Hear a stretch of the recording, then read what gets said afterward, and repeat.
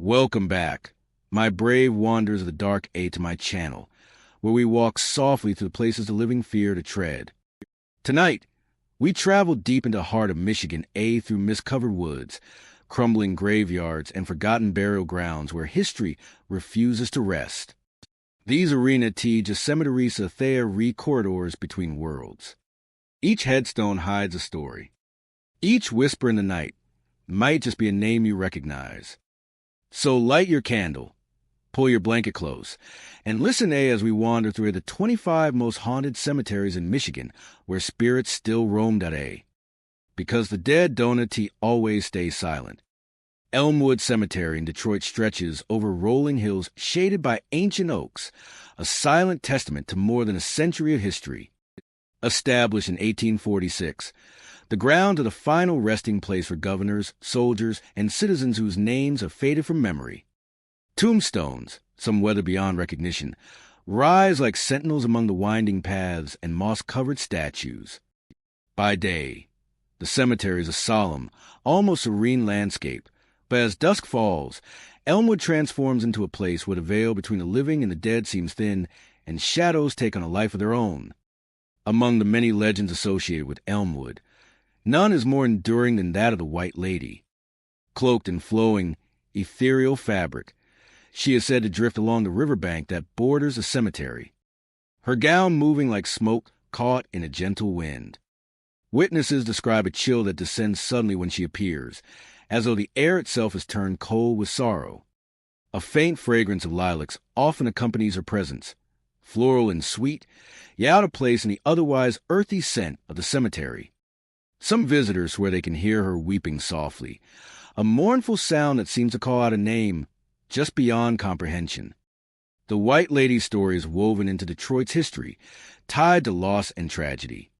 Some say she searches endlessly for her husband, a man who perished long ago in the city's devastating fires. Her grief, it is whispered, anchors her spirit to Elmwood, unable to move on until her search is complete. Locals recount seeing her gliding along the pathways at twilight, pale and insubstantial, her face veiled or sometimes glimpsed in fleeting moments. She does not speak, yet her presence conveys longing and despair, leaving those who encounter her with an unsettling sense of having intruded on a sorrowful vigil that has lasted generations. Lights seem to flicker in the trees, even when no one is nearby.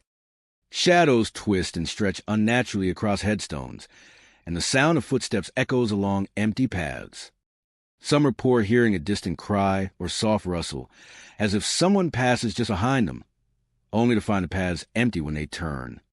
The White Lady is rarely seen in full daylight.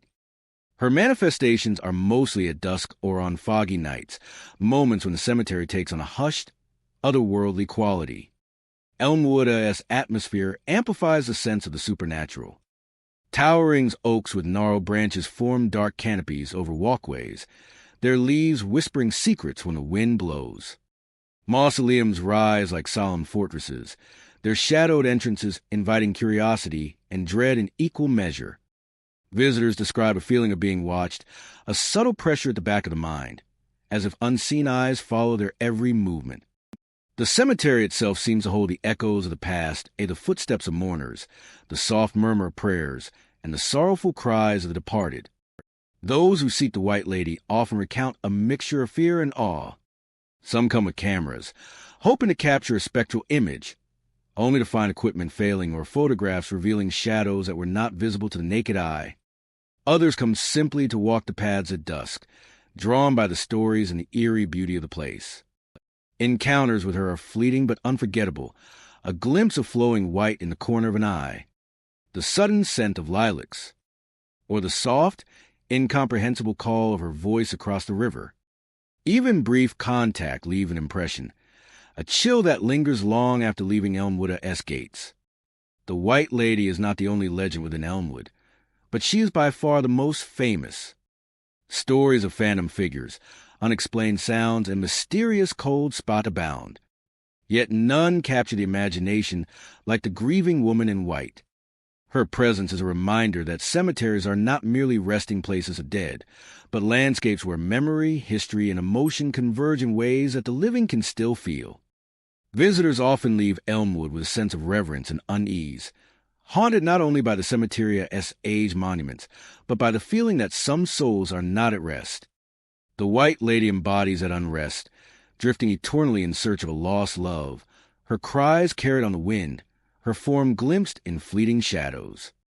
Elmwood Cemetery, with its rolling hills and riverbank, is a place where history lingers in tangible form, where the living are reminded that some grief refuses to end, and where the White Lady continues her silent, mournful vigil, waiting for a reunion that may never come. Greenwood Cemetery in Petoskey, Michigan, is a place where Naturia's quiet beauty hides echoes of sorrow and lingering spirits. Nestled among tall pine trees, with the constant murmur of the wind off Lake Michigan, the cemetery appears serene during the day. Sunlight filters through the branches, casting dappled shadows over the gravestones, and the scent of pine mingles with the earthy aroma of fallen leaves. Yet, beneath this peaceful veneer lies a story that has haunted locals and visitors for over a century, the tale of a young woman whose grief never found rest. The tale of a young woman whose grief never found rest. The woman's name has been lost to history, but the events surrounding her life and death are well known in Petoskey lore. In 1892, she was deeply in love with a sailor who made his living on the waters of Lake Michigan. Their relationship was the talk of the small town. She was known for her beauty, grace, and gentle demeanor, and he for his courage and skill at navigating the treacherous northern waters. Their love seemed unbreakable until one fateful storm swept across the lake, claiming his life along with the ship he commanded. The news devastated the young woman. Heartbroken and unable to bear the thought of living without him, she took her life, and her body was laid to rest in Greenwood Cemetery, beneath the shade of the pine trees she had loved to wander among. From that day forward, locals began reporting strange sightings at Greenwood Cemetery, particularly in the autumn months when the leaves begin to fall, and the air carries the bite of approaching winter. On these chilly evenings, some claim to see a lone figure standing at the cemetery gate. She is described as a young woman, barefoot and drenched, her long dress clinging to her as if it had been soaked by the lake itself. Her gaze is fixed on the horizon, as if she is staring out across the water, waiting for a ship that will never return. Those who have seen her say there's an air of deep sorrow around her, a weight that seems to press down on the cemetery, even as the wind rustles the leaves. Visitors often describe the apparition as moving with strange stillness, neither walking nor floating, but standing as though rooted to the spot. Her eyes, when they are visible through the mist of autumn, are said to glisten with unshed tears. Some have reported feeling sudden chills when approaching her, as if the cold of the lake itself has come ashore. The silence around her, profound, the rustling of the wind and the distant lapping of water, are the only sounds, and yet it is not peaceful. It is heavy, weighted with grief and longing, as if the young woman's soul has been trapped in the moment she lost her love. Those who linger too long sometimes where they hear her whispering his name, a barely audible sound carried by the wind, just beyond comprehension. Others claim to feel a light brush against their arm, as if she were reaching out, seeking comfort from a world that cannot provide it. Pets and small animals reportedly avoid the area, and even the pine trees seem to lean slightly toward her presence, as if bowing acknowledgment of her eternal vigil. Over the decades, the story of a young woman at Greenwood Cemetery has grown into a local legend. Photographs occasionally capture faint, misty shapes near the gate, and paranormal investigators have recorded unexplained cold spots and low, mournful sounds at the site during autumn nights. Some theorize that she is tethered to the cemetery by her grief, unable to move on, her spirit compelled to wait endlessly for a sailor who never returned. Others say that she is a guardian of sorts, watching over the cemetery with protective, if sorrowful, gaze, ensuring that no harm comes to those resting among the graves. The legend has become part of Greenwood Cemetery's identity. Tourists and locals alike visit the site in the autumn, hoping to catch a glimpse of the young woman. Some go with cameras and recording devices, seeking evidence of the supernatural, while others simply walk quietly, leaving flowers at the gate or pausing to reflect on love lost and the fragility of life. Every account adds to the awe of the place as the story of a grief so profound it transcends death, binding the living and the dead in a shared sense of loss. Even today, when the wind blows through the pine trees and the shadows lengthen over the gravestones, it is not unusual for someone to glance toward the cemetery gate and see a figure standing there, barefoot and soaked, staring toward Lake Michigan.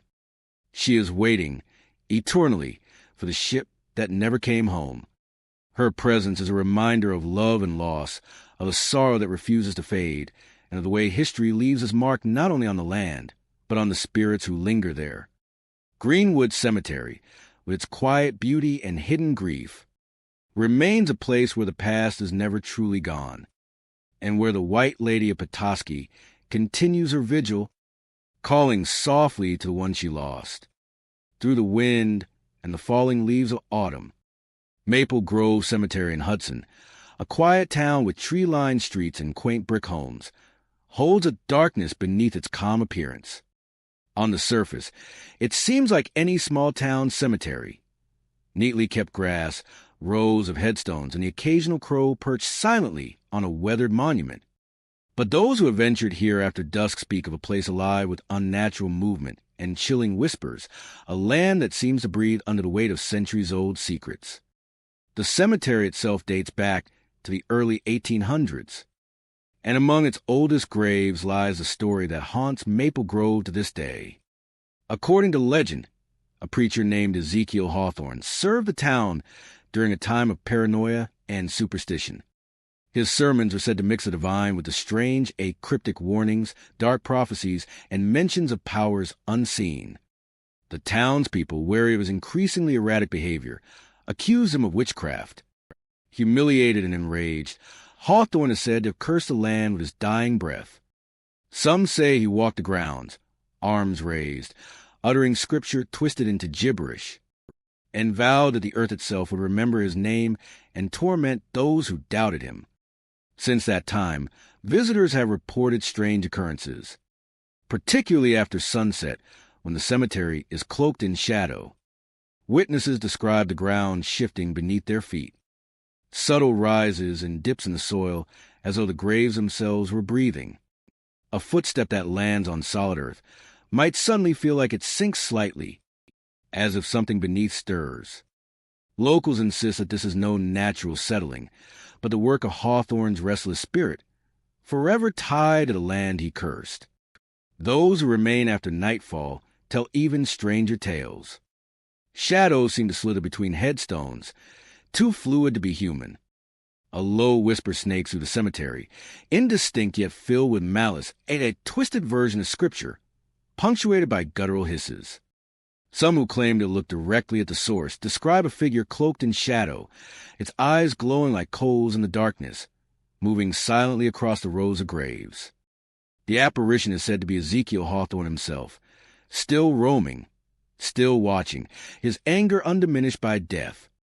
Visitors report a sudden chill whenever they pass certain areas, even on warm summer nights.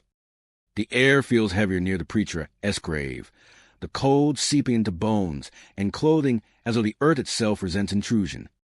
Some swear that small objects, stones, branches, or fallen leaves, they appear to be nudged, pushed, or moved without explanation. Others describe the faint scent of brimstone, sharp and acrid, that seems to cling to the air around certain tombs. It is as if the very soil of Maple Grove Cemetery is infused with a dark, lingering presence, a testament to the curse placed upon it long ago.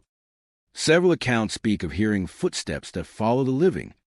Walkers might hear the crunch of dead leaves behind them, only to find the path empty when they turn. Others say they have glimpsed movement just beyond the periphery of their vision. Then nothing when they look directly.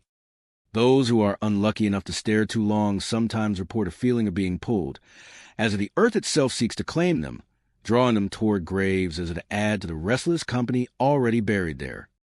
Local lore has preserved the tale through generations. Children are warned to avoid the cemetery after dark. Paranormal enthusiasts and thrill seekers come to Maple Grove to record audio or capture photographic evidence, hoping to glimpse the preacher or the moving soil. Some have captured strange shadows and inexplicable flickers on film. Others are recorded low, unidentifiable sounds, a mixture of chanting and whispering that defies interpretation. Experts who investigate the site often remark on the oppressive atmosphere, a feeling of being watched, and the chilling presence that seems to linger in every corner of the cemetery. Even in the daylight, Maple Grove Cemetery has an unsettling energy. People walking the grounds during the afternoon sometimes report a sudden, inexplicable cold or sensation of pressure on the chest. Some graves appear to have small depressions, almost as if something beneath is restless. It is a place where history and legend intersect, where the actions of a long-dead preacher continue to shape the present, and where those who dare to linger too long may feel the weight of a curse stretching across centuries. Maple Grove Cemetery remains one of Hudson's most feared and fascinating locations. Visitors leave with stories of movement underfoot, whispered scripture turned into gibberish, and the feeling that the earth itself is alive with a restless presence. In Hudson, the cemetery is more than a resting place for the dead. It is a stage for a curse that refuses to die, a place where one preacher's wrath endures, echoing through the rows of graves with every footstep, every shadow, and every whisper carried on the wind. Silver Lake Cemetery in Waterford is a place of haunting beauty and sorrow. Nestled on the edge of Quiet Lake, surrounded by ancient oaks and whispering pines, the cemetery seems serene by day, its grassy slopes dotted with weathered tombstones and moss-covered monuments. But when the sun dips behind the horizon, the cemetery transforms. Locals call it the Singing Cemetery, a name that carries both reverence and fear. The story begins in 1875, on a steamy summer evening, when a small choir from the town had boarded a river steamboat for a performance at a neighboring village. They were a close-knit group, devoted to their music, their voices harmonizing in perfect unity. But the journey ended in tragedy. The vessel struck a hidden sandbar near the Lockia's mouth and sank in an instant, claiming every member of the choir. The town mourned, erecting a collective grave at Silver Lake Cemetery, a solemn place where the water mirrored the sky, and the wind seemed to carry the echo of lost songs. Since that night, locals claim the cemetery has been anything but silent. On summer evenings, when the air is still and the water glimmers in the twilight, faint harmonies begin to drift across the lake. Visitors describe hearing delicate voices singing hymns in perfect unison, seemingly floating from the gravestones themselves. The melody is gentle, almost ethereal, lifting the spirits of those who walk the rows of graves, a bittersweet serenade from beyond the veil. The voices, however, are unpredictable. Those who linger too long report a chilling transformation. The soft harmonies twist into mournful cries, the melody warping into screams that echo off the lake and through the trees. Some hear the music swell and falter, as if the choir is struggling underwater, their voices calling out from the moment of the accident, replaying the terror they endured. The wind carries a faint smell of river water and damp wood, as if the scene of the tragedy is momentarily pulled into the present. Witnesses often describe a strange visual alongside the haunting sounds. Shadows seem to move among the gravestones, flickering like phantoms glimpsed through the mist. Some claim to see figures in old-fashioned choir robes gliding silently across the cemetery, their mouths opening in song, but no sound audible beyond the harmonies that float across the lake. Others report hearing footsteps that match the rhythm of the hymns, soft and deliberate, moving between the stones, vanishing when approached. Even during the day, Silver Lake Cemetery carries an unsettling energy. Visitors sense a presence lingering among the headstones, a quiet weight pressing down that is not entirely physical. The water itself seems to shimmer unnaturally, reflecting shapes that vanish when looked at directly. Birds rarely linger over the choir's graves, and the usual sounds of summerlithia frogs, insects, and wind in the tresa fall silent as dusk approaches. Locals warn that the cemetery demands respect, that to treat it casually is to risk the choir's attention turning from song to lament. Paranormal enthusiasts and curious travelers often come with recording devices, hoping to capture the harmonies. Many leave with audio tapes filled with faint, indecipherable voices, sometimes clear hymns, sometimes broken and distorted. Some report electronic devices malfunctioning inexplicably, their recorders picking up static that resolves into fragments of melody, or cameras capturing blurred figures mid-step where no one stands. Researchers suggest the residual energy of the tragic event has embedded itself into the environment, replaying the choir's final moments in an endless loop. But it is not only the auditory experiences that unsettle visitors. People have reported a sensation of being watched, a subtle tug at their emotions as though the choir's spirits are aware of the living. A sudden chill often precedes the appearance of the harmonies, and some feel a presence brushing past them in the mist, a cold touch of intangible fingers guiding them along the pathways. Others speak of small, inexplicable movements, a fallen leaves rustling without wind, ripples across the lake when no breeze stirs, shadows bending unnaturally. The phenomenon has become a part of Waterford's identity. Summer evenings draw both residents and visitors to the cemetery, though few venture alone. Families tell children the story of the choir in hushed tones, warning them that the music is beautiful but carries a warning. Listen respectfully and leave when the song fades. Ignore the guidance, and the melody might turn to the screams that replay the tragedy of 1875. Over the decades, countless accounts have reinforced the legend. Many who have stood in the cemetery at night speak of feeling an emotional weight, a mixture of awe, sorrow, and dread. The harmonies seem to ebb and flow with the wind, sometimes approaching in the distance, sometimes rising directly beneath the feet of visitors, carrying both the joy of music and the agony of untimely death. The choir, lost in a steamboat disaster nearly a century and a half ago, continues to perform for anyone willing to hear. Their voices, at once beautiful and haunting, serve as a bridge between life and death, a spectral reminder of the fragility of existence and the power of memory.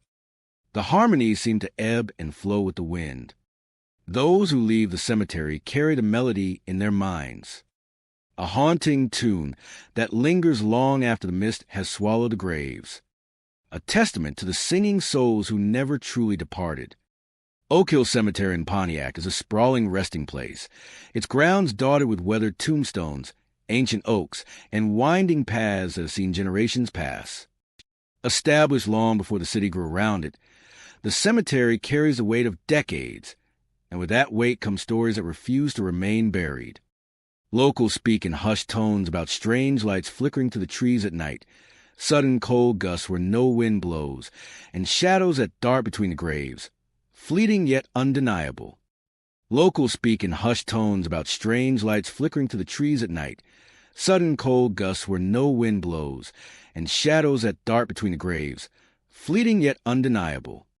Locals speak in hushed tones about strange lights flickering through the trees at night, sudden cold gusts where no wind blows, and shadows that dart between the graves, fleeting yet undeniable. The most persistent tales revolve around the spirits of children. Visitors have reported glimpsing small figures running along the pathways, their laughter ringing out in the quiet night air. These sounds are not ordinary, carefree laughter. They carry a peculiar echo, distant yet close, as if bouncing between the headstones. Some who lingered too long report feeling an invisible tocha-light fingers brushing against shoulders or anclisa, as if the children are inviting the living to join their spectral play. Yet when one tries to approach, the figures vanish, leaving only a fleeting sense of presence. Many of these encounters occur near the oldest sections of the cemetery, where marble and limestone monuments lean under the weight of time, and names etched in stone have long since faded. Here, the air grows heavier after sunset, and the forested edges of the ground seem to close in, muffling ordinary sounds. Footsteps often echo where no one walks, and faint giggles ripple through the darkness. Witnesses claim that the children's apparitions are not always visiblia. Sometimes they are merely a sense of movement, a shimmer along the periphery of vision, felt rather than seen. Ghost hunters and paranormal enthusiasts are drawn to Oak Hill for these very reasons. Some arrive with recording devices, hoping to capture audio of the laughter or to record sudden temperature drops. Often, their devices pick up anomalies, unexplained whispers, faint voices calling out names, and footsteps that move in patterns too deliberate to be random. Infrared cameras sometimes reveal vague shapes darting between the gravestones, tiny silhouettes that vanish the moment they are illuminated. For those who experience it firsthand, the sensation is both exhilarating and unnerving, a reminder that death does not always sever connection. Oak Hill's legends speak of children lost to disease and accidents over the centuries, buried in unmarked plots or beneath crumbling stones. Some accounts suggest that these spirits are not malevolent. Rather, they linger because of unfinished business or simple longing for companionship. Their laughter, while eerie, is often described as playful, a residual echo of lives cut short. Visitors have noted that the temperature seems to drop significantly when the apparitions are near, as though the living air itself bends around the ethereal energy of the children. There are reports of more interactive experiences as well. Some claim that small objects of fallen twigs, leaves, or toys left at gravises shift inexplicably. A few witnesses have felt a hand gently tugging at clothing, guiding them along a path or toward a particular section of the cemetery. Others report glimpsing shadowy figures standing silently behind large monuments, watching quietly before disappearing. These experiences leave a lingering impression, an awareness that the cemetery is not entirely empty. The Cemeteria-esque caretakers have occasionally spoken of doors and gates moving on their own, lights swinging in a windless night, and the feeling of being observed even during daytime hours. Though less dramatic than the nighttime encounters, these events contribute to Ocilla-esque reputation as a place where the past does not fully release its grip on the present. Local residents advise visitors to tread carefully, showing respect to the grounds and the spirits that roam there. Those who ignore the warnings often report an uneasy feeling, as if the children are displeased or restless. Interestingly, the activity seems to ebb and flow with the seasons. Autumn, when leaves fall and the air grows crisp, is said to bring out the most pronounced manifestations. Mist rises from the earth in the early mornings, curling around gravestones like spectral fingers. At night, the wind carries whispers and soft giggles across the hills, and the oldest trees cast shadows that seem alive. Even on the quietest nights, a sharp ear may catch the fleeting sound of small feet scurrying over fallen leaves, fading into the darkness. Some historians suggest that the apparitions are a reflection of the Cemeteria-esque long and sometimes tragic history. Epidemics, accidents, and untimely deaths claim the lives of many children, leaving behind grief that refuses to rest. Oak Hill Cemetery, with its silent stones and twisted oaks, has become a repository not just for the dead, but for the memories and emotions that linger long after life has ended. For those who dare to explore Oak Hill at night, the experience is unforgettable. The mixture of awe and fear, beauty and melancholy, creates an atmosphere unlike any other. Visitors walk the winding paths feeling the presence of unseen companions, catching glimpses of figures that vanish when looked at directly, and hearing the laughter of children who have long since passed. Catching glimpses of figures that vanish when looked at directly, and hearing the laughter of children who have long since passed. And hearing the laughter of children who have long since passed. It is a haunting reminder that some spirits are not content to sleep quietly beneath the earth. Oak Hill Cemetery remains a place where the past and present intertwine. Its spectral children, playful yet mournful, remind the living that the energy of life can persist beyond death. The giggles, footsteps, and fleeting shadows serve. Memories preserved and a haunting that endures through generations. Waiting patiently beneath the oaks and among the headstones, for those willing to see, hear, and feel its spectral presence. Bachelora-esque Grove Cemetery, tucked deep within the dense forest of Leroy Township, Michigan, is a place where the boundaries between the living and the dead feel impossibly thin. Overgrown with weeds and shadowed by ancient oaks, the cemetery is nearly swallowed by the wilderness, its gravestones cracked, tilted, or completely overrun by the earth. Despite its remote location and the passage of decades, tales of ghostly activity keep Bachelora-esque Grove in local legend and attract those brave or foolish enough to explore its grounds after dark. Visitors often speak first of the lights. Orbs, small and glowing, flicker among the trees like restless fireflies. They hover over graves, drift along the forest paths, and sometimes follow travelers along the old dirt road that leads to the cemeteria's entrance. Photographers who have captured images of these lights describe them as unnatural glowing in shades of white and amber that never fade, or flaring up unexpectedly, illuminating shapes in the darkness that vanish when approached. Locals warn that these lights are not benign. They seem to watch, to mark trespassers, and occasionally to lure the curious deeper into the woods. Even more unnerving are the shadowy figures that appear without warning. Witnesses often see silhouettes between the trees or just beyond the headstones, tall, thin, and featureless, moving with a gliding motion rather than walking. Sometimes the shapes are fleeting, disappearing when directly observed, leaving only a feeling of being watched. Other times, multiple figures appear at once, standing silently near graves, as if guarding them. It is impossible to know whether these spirits are angry, mourning, or simply restless, but their presence is undeniable. One of the most frequently reported phenomena at Bachelora Grove is the ghostly horse and carriage. On certain nights, some witnesses swear they have seen a spectral carriage rolling down the old dirt path leading to the cemetery. The carriage moves as if on an invisible track, its wheels making no sound on the forest floor. It passes slowly, the figures inside obscured by shadows or mist, and then vanishes halfway through Grove, leaving only a faint smell of horses and damp earth. Those who have seen it describe a chill that settles in the bones, a sense that something is watching them from within the carriage or riding along unseen.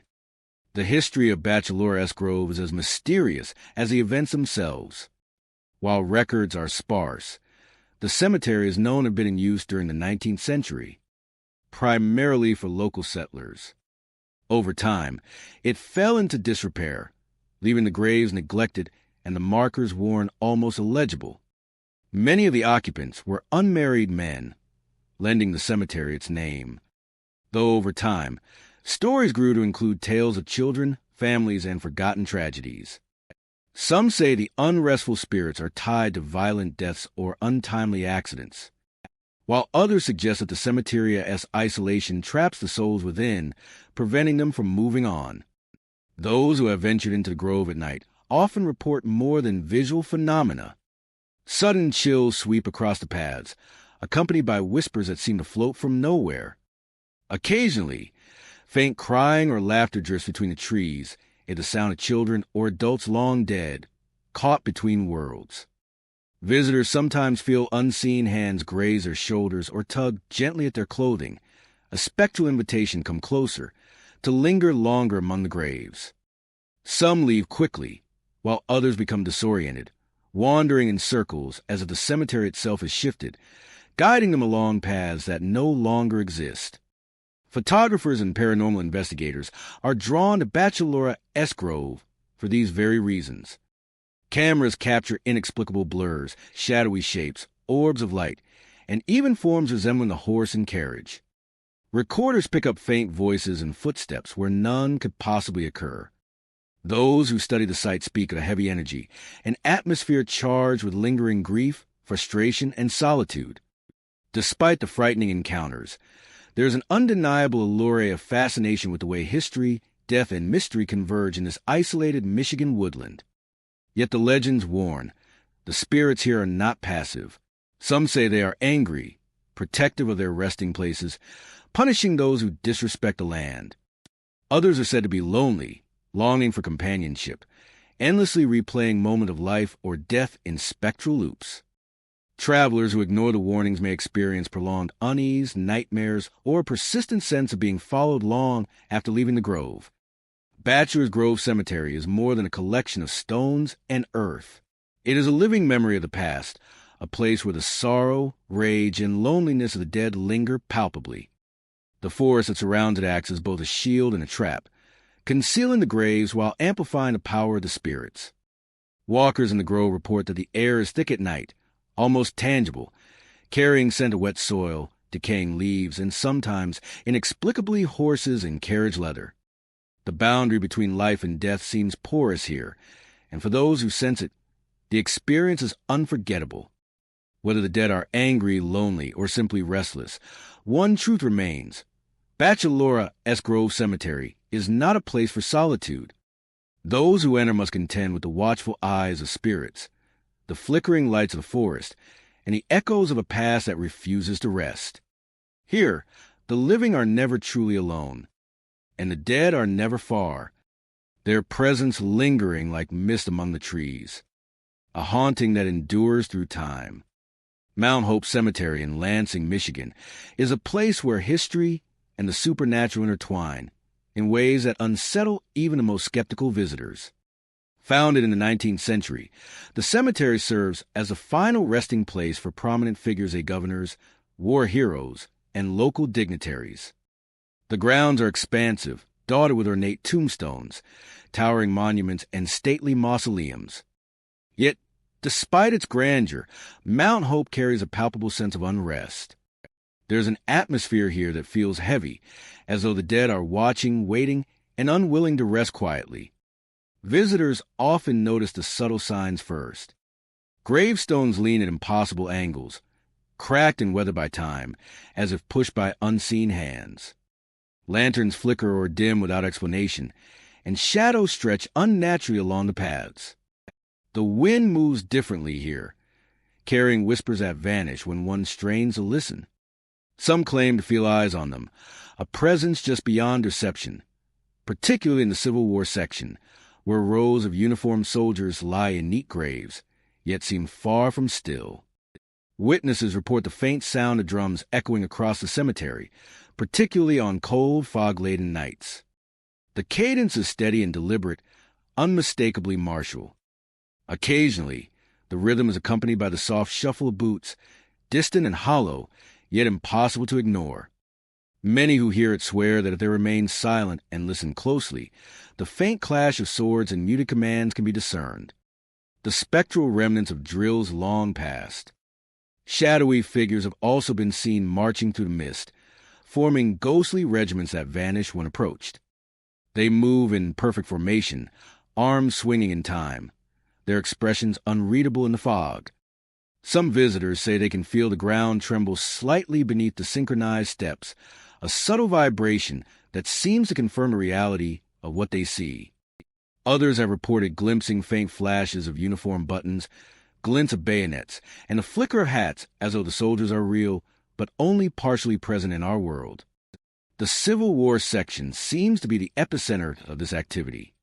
Here, the air is colder, heavier, and charged with energy that both frightens and fascinates. People have recounted moments of sudden paralysis, as though an invisible hand presses down, urging them to stand perfectly still. A chill often rises from the soil itself, creeping along the neck and spine, prompting many to leave quickly, sensing that the past is pressing in too closely. Photographers attempting to capture images of the grounds frequently report anomalies, faint figures appearing in photos, misty outlines that were not visible to the naked eye, and lights that have no identifiable source. Some stories tell of spectral interactions beyond mere observation. Witnesses have reported feeling brushed by invisible hands or having their clothing tugged lightly, as though being guided along a path through the fog. Others speak of hearing murmured warnings or indistinct phrases carried on the wind. Some interpret these as remnants of discipline and order, commands from officers long dead, still echoing to the ranks of their eternal patrol. The line between history and haunting blurs here, as if the soldiers are simultaneously performing the rituals of life and mourning the deaths that bound them to the cemetery. Even in daylight, Mount Hope retains an unsettling presence.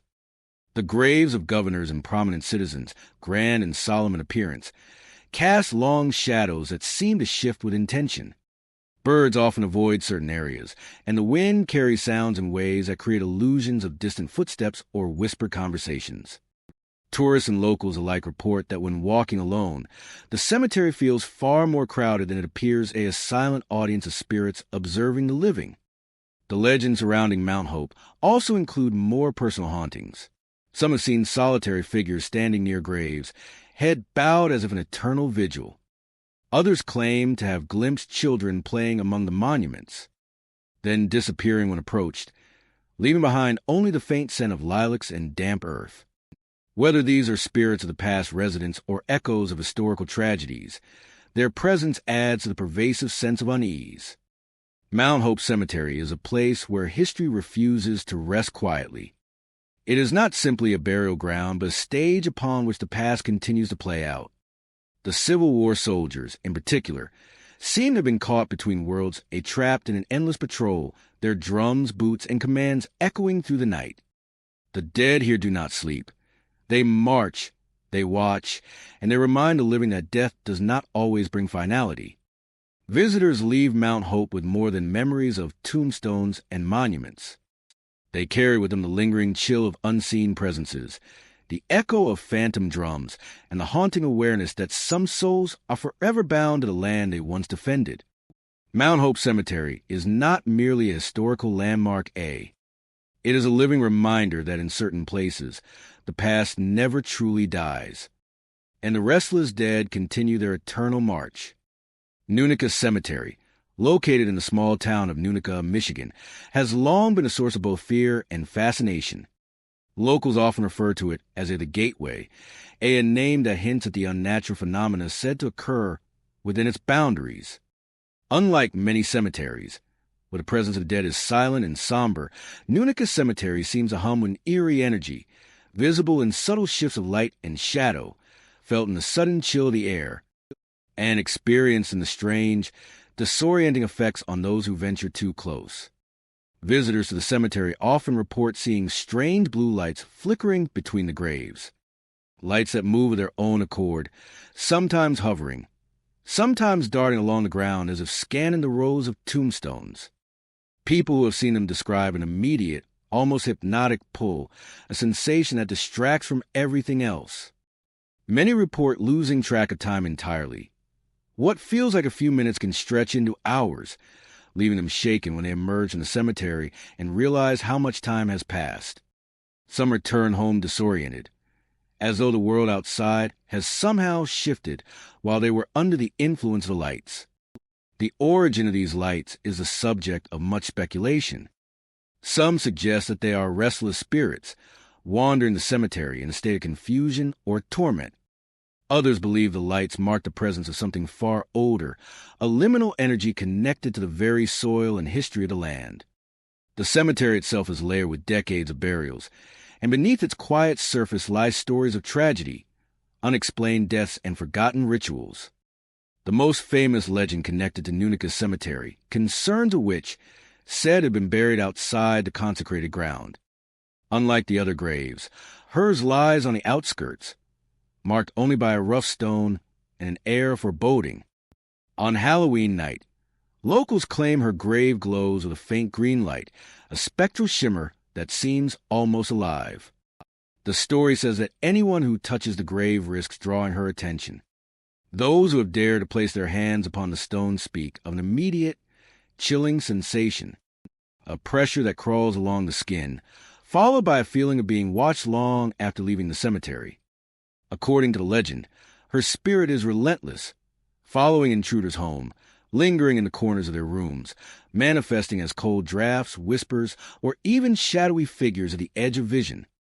Despite the warnings, many thrill seekers and paranormal enthusiasts visit Unexplained Cemetery, drawn by the allure of the unknown. Some explore during the day, while others wait for nightfall, hoping to witness the lights or the fabled glow of the witch's grave. Those who have dared to wander the cemetery report a deep sense of unease almost immediately upon entering. The air feels heavier here, carrying a faint metallic tang, like iron or blood, mixed with the scent of damp earth and decaying leaves. Even when the weather is calm, a wind often seems to swirl through the grounds, carrying whispers that vanish when one tries to follow their source. The layout of Unexplained Cemetery contributes to its mystique. Gravestones tilted at odd angles, some sinking into the earth as if rejected by the soil, while others lean unnaturally toward one another. Narrow, winding paths seem to shift subtly, disorienting visitors and giving the sense that the cemetery is alive, subtly rearranging itself.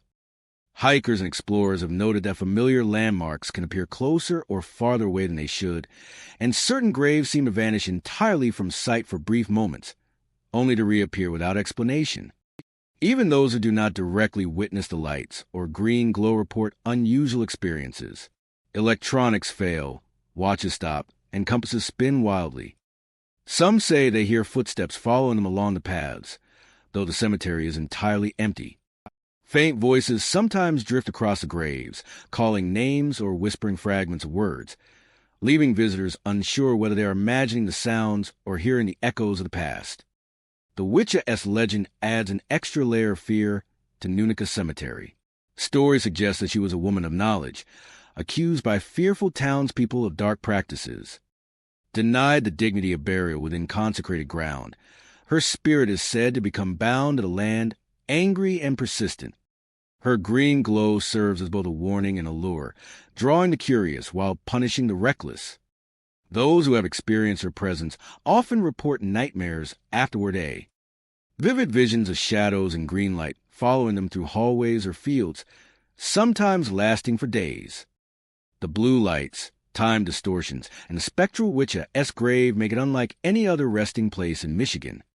It is a place where the veil between the living and the dead is said to be thin, where unexplained energy flows among the graves, and visitors leave with stories that will haunt them long after they have departed.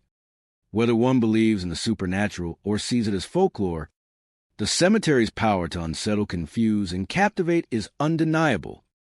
It is, in every sense, a gateway, a crossing point between history, mystery, and the unknown. Riverside Cemetery in Kalamazoo rests quietly beside the winding waters of the Kalamazoo River. A serene place by day, yet under the veil of night, it harbors a chilling presence. The cemetery's history is tied closely to the river, whose calm surface belies the tragedies it has carried. During the floods of the 1800s, violent waters swept across the cemetery grounds, eroding banks and toppling tombstones. Entire graves were washed away, and human remains tumbled into the Rivera-esque current, never to be fully recovered.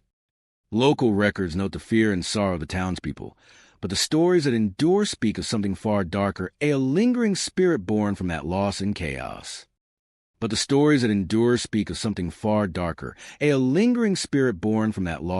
chaos. Visitors today recount unsettling experiences along the riverbank, particularly near the areas where graves once sat, but now only the earth remains.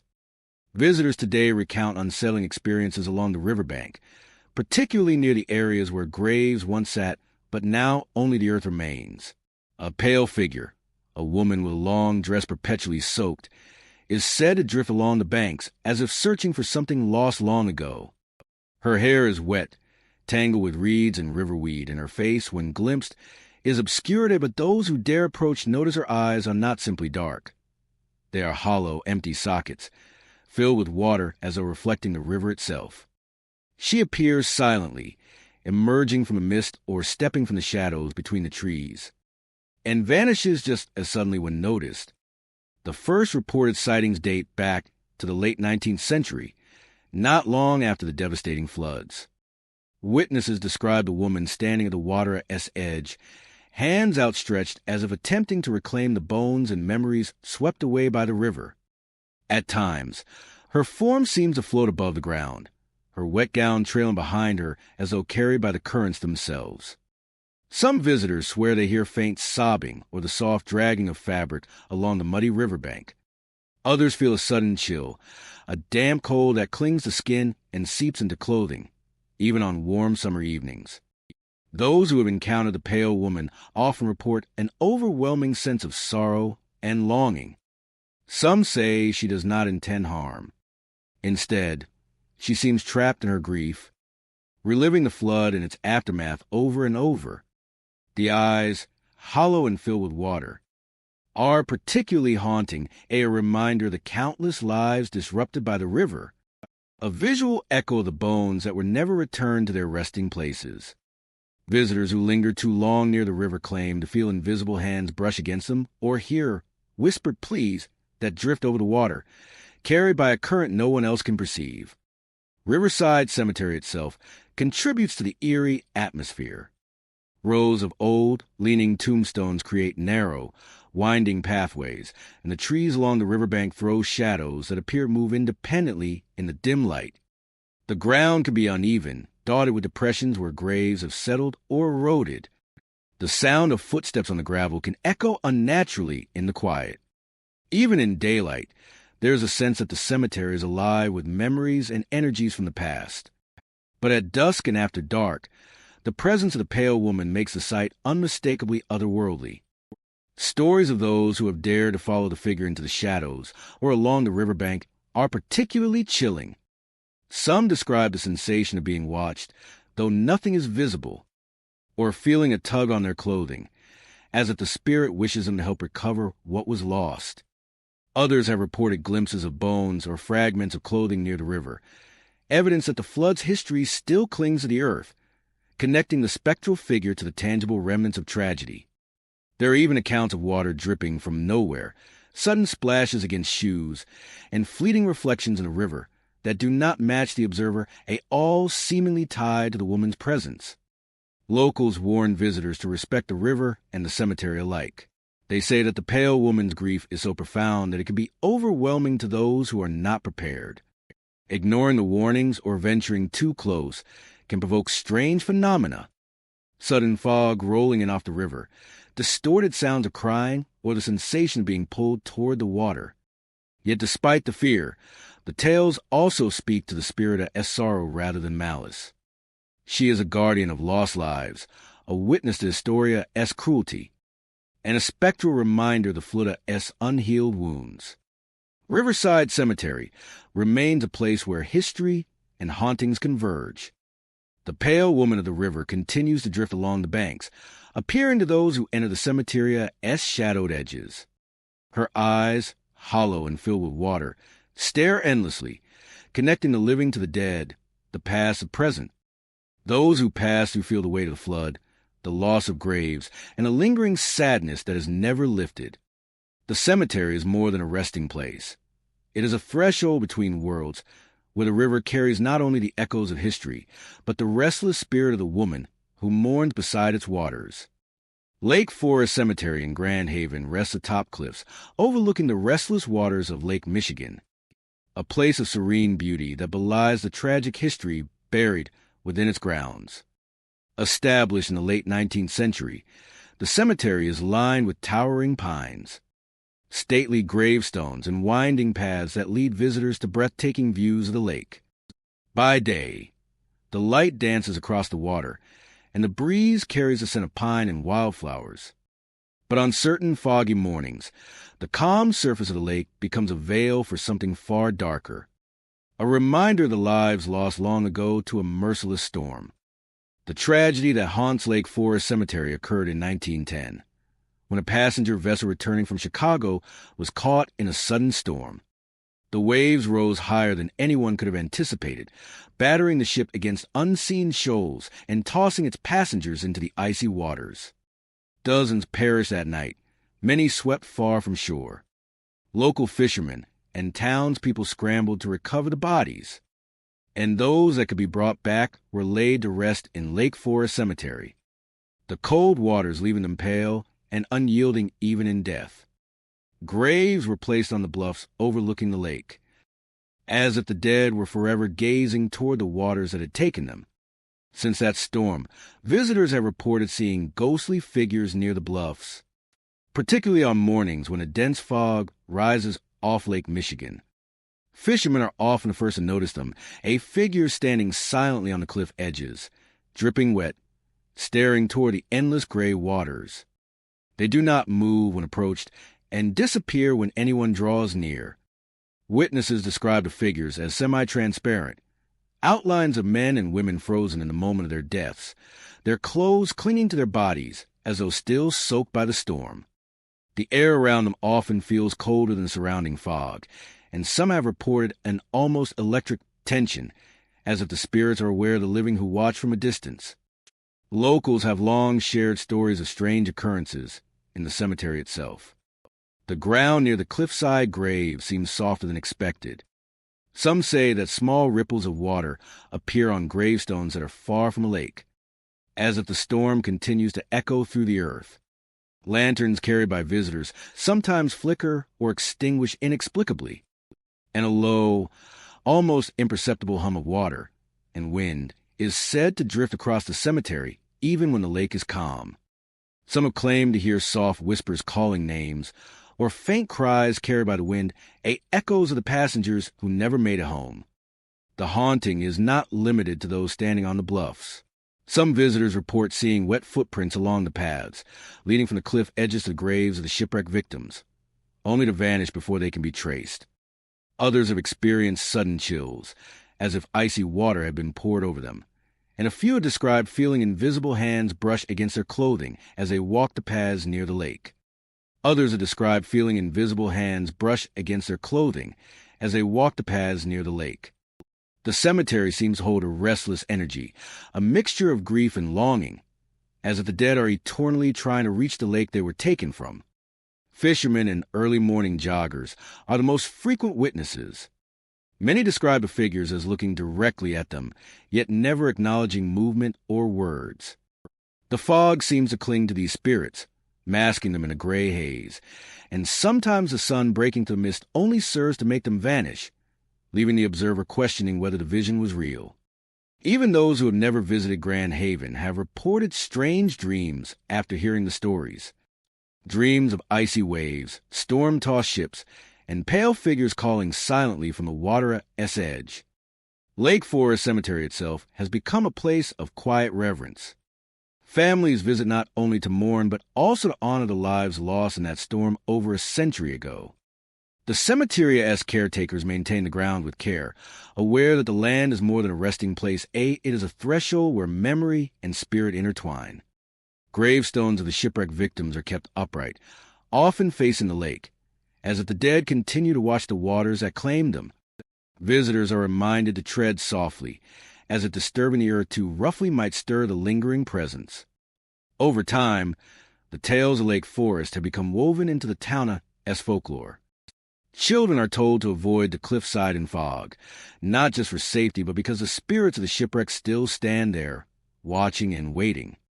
Photographs taken on foggy mornings sometimes capture strange myths or figures that no one saw with their own eyes, lending credence to the stories. The haunting is subtle yet persistent, a ghostly echo of a storm that changed the lives of countless people and left the lake forever linked with sorrow.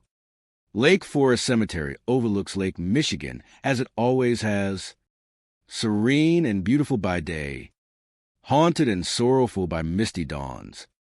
The pale, wet figures on the bluffs, staring toward the endless waters, remind all who see them that some tragedies never end, and some souls never find rest. Even after more than a century, the storm of 1910 continues to echo across the lake, carried by fog, wind, and the mournful presence of the dead who still linger, tethered to the lake that became their grave. Oak Grove Cemetery in Manistee stands quietly amid tall pines, a resting place for generations of the town as residents. The cemetery is peaceful by day, with sunlight filtering through branches and birdsong echoing between gravestones. But beneath this tranquil appearance lies a weighty sorrow, a lingering trace of a terrible event that left its mark on both the town and the cemetery. In 1871, a devastating fire swept through Manistee, consuming homes, businesses, and entire streets. The inferno claimed many lives, and those who survived were left to mourn the sudden loss of family, friends, and neighbors. Many of the victims were buried in Oak Grove Cemetery, their graves marked by simple stones, some charred from the smoke and heat that had engulfed the town. Over time, locals began to speak of strange occurrences among the trees and gravestones, phenomena that seemed to carry the memory of that fateful night. Visitors to Oak Grove often report unusual lights among the pines after sunset. These lights are small, flickering, and move with a will of their own, as if carried by invisible hands. Some appear at the tops of gravestones, hovering for a moment before darting away. Others drift along the narrow paths between the graves, weaving through the trees like sparks from a fire long extinguished. Locals call them the fire souls, believing them to be the restless spirits of those who perished in the 1871 blaze, unable to move on from the terror they endured. The fire souls are not always distant or benign. Several accounts tell of lights following visitors, floating near their feet or circling in the air above them. Those who experience this often feel an immediate chill, as though the air has been thickened by smoke or the heat of an unseen fire. Some report that if a fire soul follows you home, it lingers in your dreams, conjuring visions of flames consuming buildings, streets, and even oneself. People describe waking in the middle of the night, heart pounding, convinced they can still smell smoke and hear the crackling of fire. It is not only the lights that make Oak Grove unsettling. Shadows seem to stretch longer than they should, and the pines whisper in the wind, as if carrying voices from the past. Some have reported seeing figures standing among the gravestones at dusk, faint outlines of men, women, and children, frozen in postures of fear or despair. These apparitions vanish when approached, leaving nothing but the faint scent of smoke and the sensation of an unseen presence. Locals have woven the fire souls into the town as folklore, warning newcomers and curious visitors to respect the cemetery. Many advise against lingering too long after dark, especially near the oldest sections where the fire victims are buried. It is said that those who taunt or disturb the spirits may find themselves haunted by vivid dreams of fire, smoke, and the screams of those who died. Some believe the fire souls are not malevolent in the traditional sense, but are bound to the scene of their tragedy, acting as both witnesses and guardians of their own memory. Oak Grove Cemetery has become a place where history and legend meet. The graves of fire victims are often adorned with fresh flowers, candles, or small stones placed by those who remember the stories passed down through generations. On foggy evenings, the cemetery takes on an ethereal glow as the fire souls drip between the pines, their lights blending with mist, creating a scene that is both beautiful and haunting. Visitors who pause quietly among the gravestones often report a sense of sorrow and awe, as if they are standing in the presence of lives interrupted and memories that refuse to fade. Some photographers and paranormal enthusiasts have tried to capture the fire souls on camera. Often, the images show faint orbs of light, blurred streaks hovering over gravestones, or the faint outline of a figure near a tree. Others report sudden battery failures in cameras and flashlights when attempting to document the phenomenon, adding to the mystery and caution surrounding the cemetery. Many who experience these things leave with a newfound respect for the power of history and the persistence of grief. Even in daylight, Oak Grove Cemetery carries a weight that is palpable.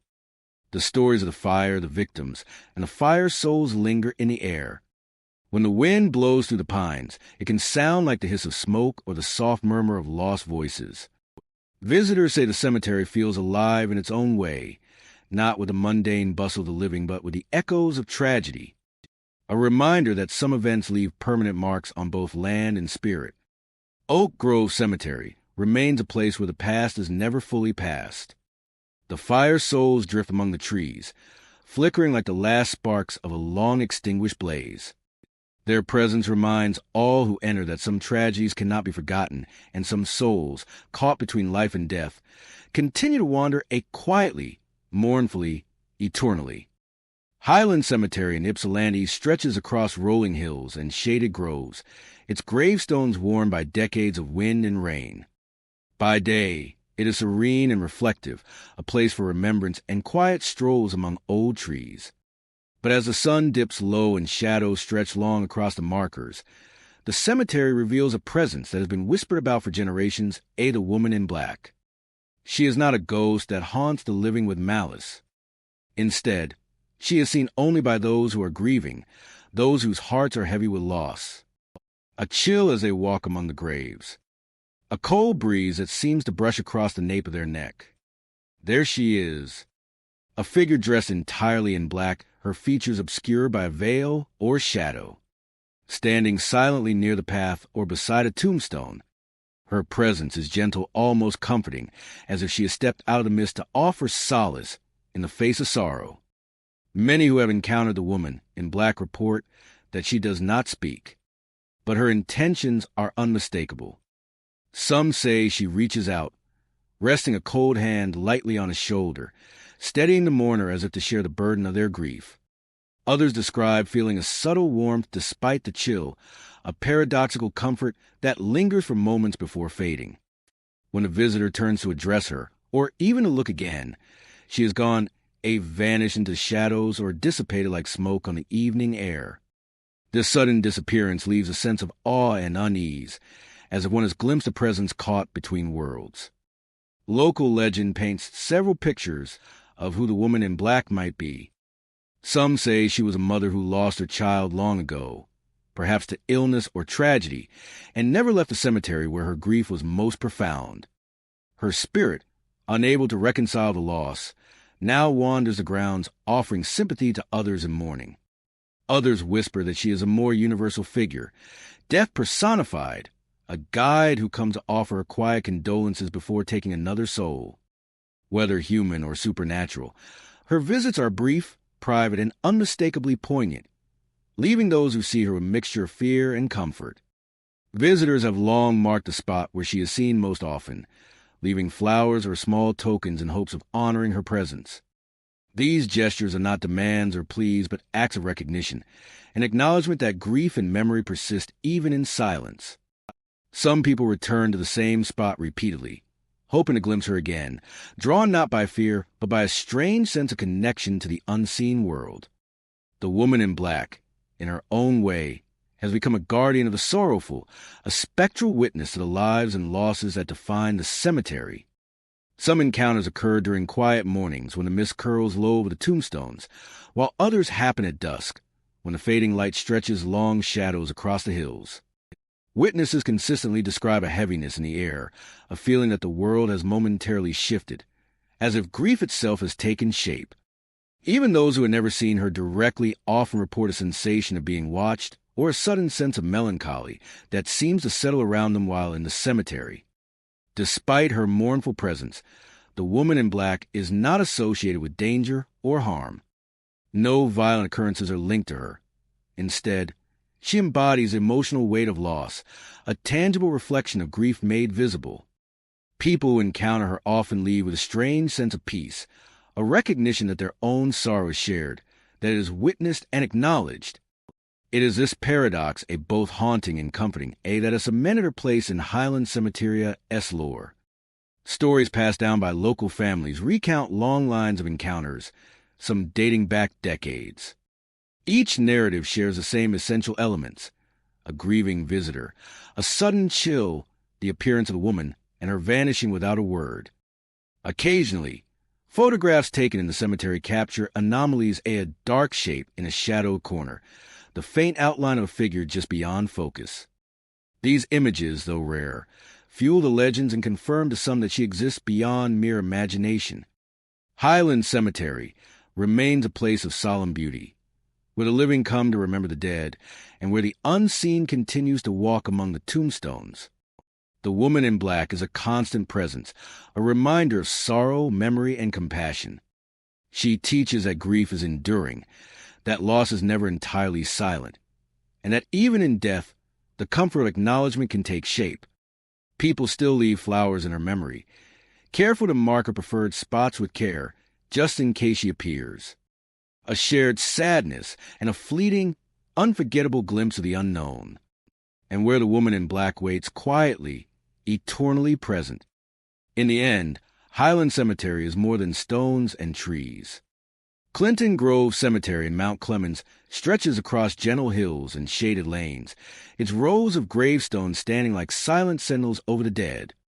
Among these markers are statues of angels carved from pristine marble, their wings frozen in mid-flight, their faces serene. By day, the cemetery is a place of quiet reflection, where families visit graves and children chase leaves across the paths. But as dusk falls and the air cools, a different side of Clinton Grove emerges, one that has long intrigued unsettled and terrified visitors.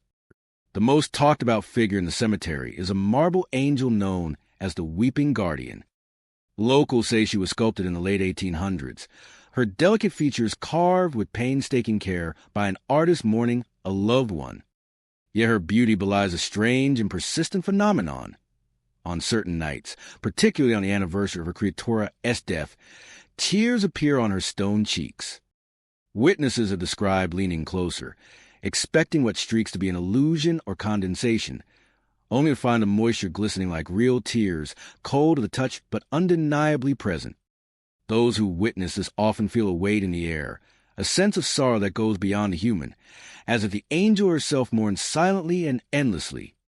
A sense of sorrow that goes beyond the human, as if the angel herself mourns silently and endlessly. As if the angel herself mourns silently and endlessly. Clinton Grove's other angels are not as gentle. Some visitors report noticing slight shifts in the statue's positions between visits, a head tilted differently, a hand that seems to have moved just a few inches, or a foot repositioned ever so subtly. Some visitors report noticing slight shifts in the statue's positions between visits, a head tilted differently, a hand that seems to have moved just a few inches, or a foot repositioned ever so subtly. A head tilted differently, a hand that seems to have moved just a few inches, or a foot repositioned ever so subtly. The changes are small, often only detectable to someone familiar with the layout, yet the effect is uncanny. People have sworn that the angels watch them as they walk through the cemetery, eyes following with a cold, unblinking stare. The phenomenon is never threatening, but the sense of being observed lingers long after leaving the grounds. Technology behaves strangely at Clinton Grove. Photographs occasionally capture odd anomalies, a shadow where no tree or stone exists, or faint streaks across the frame that cannot be explained by light or lens flare. Cell phones lose signal inexplicably, and flashlights flicker or dim even in the absence of wind or humidity. Many who frequent the cemetery for ghost hunting or photography leave frustrated and unnerved, convinced that the place resists being recorded or measured, that its energy cannot be contained by human devices. The air itself changes around the statues.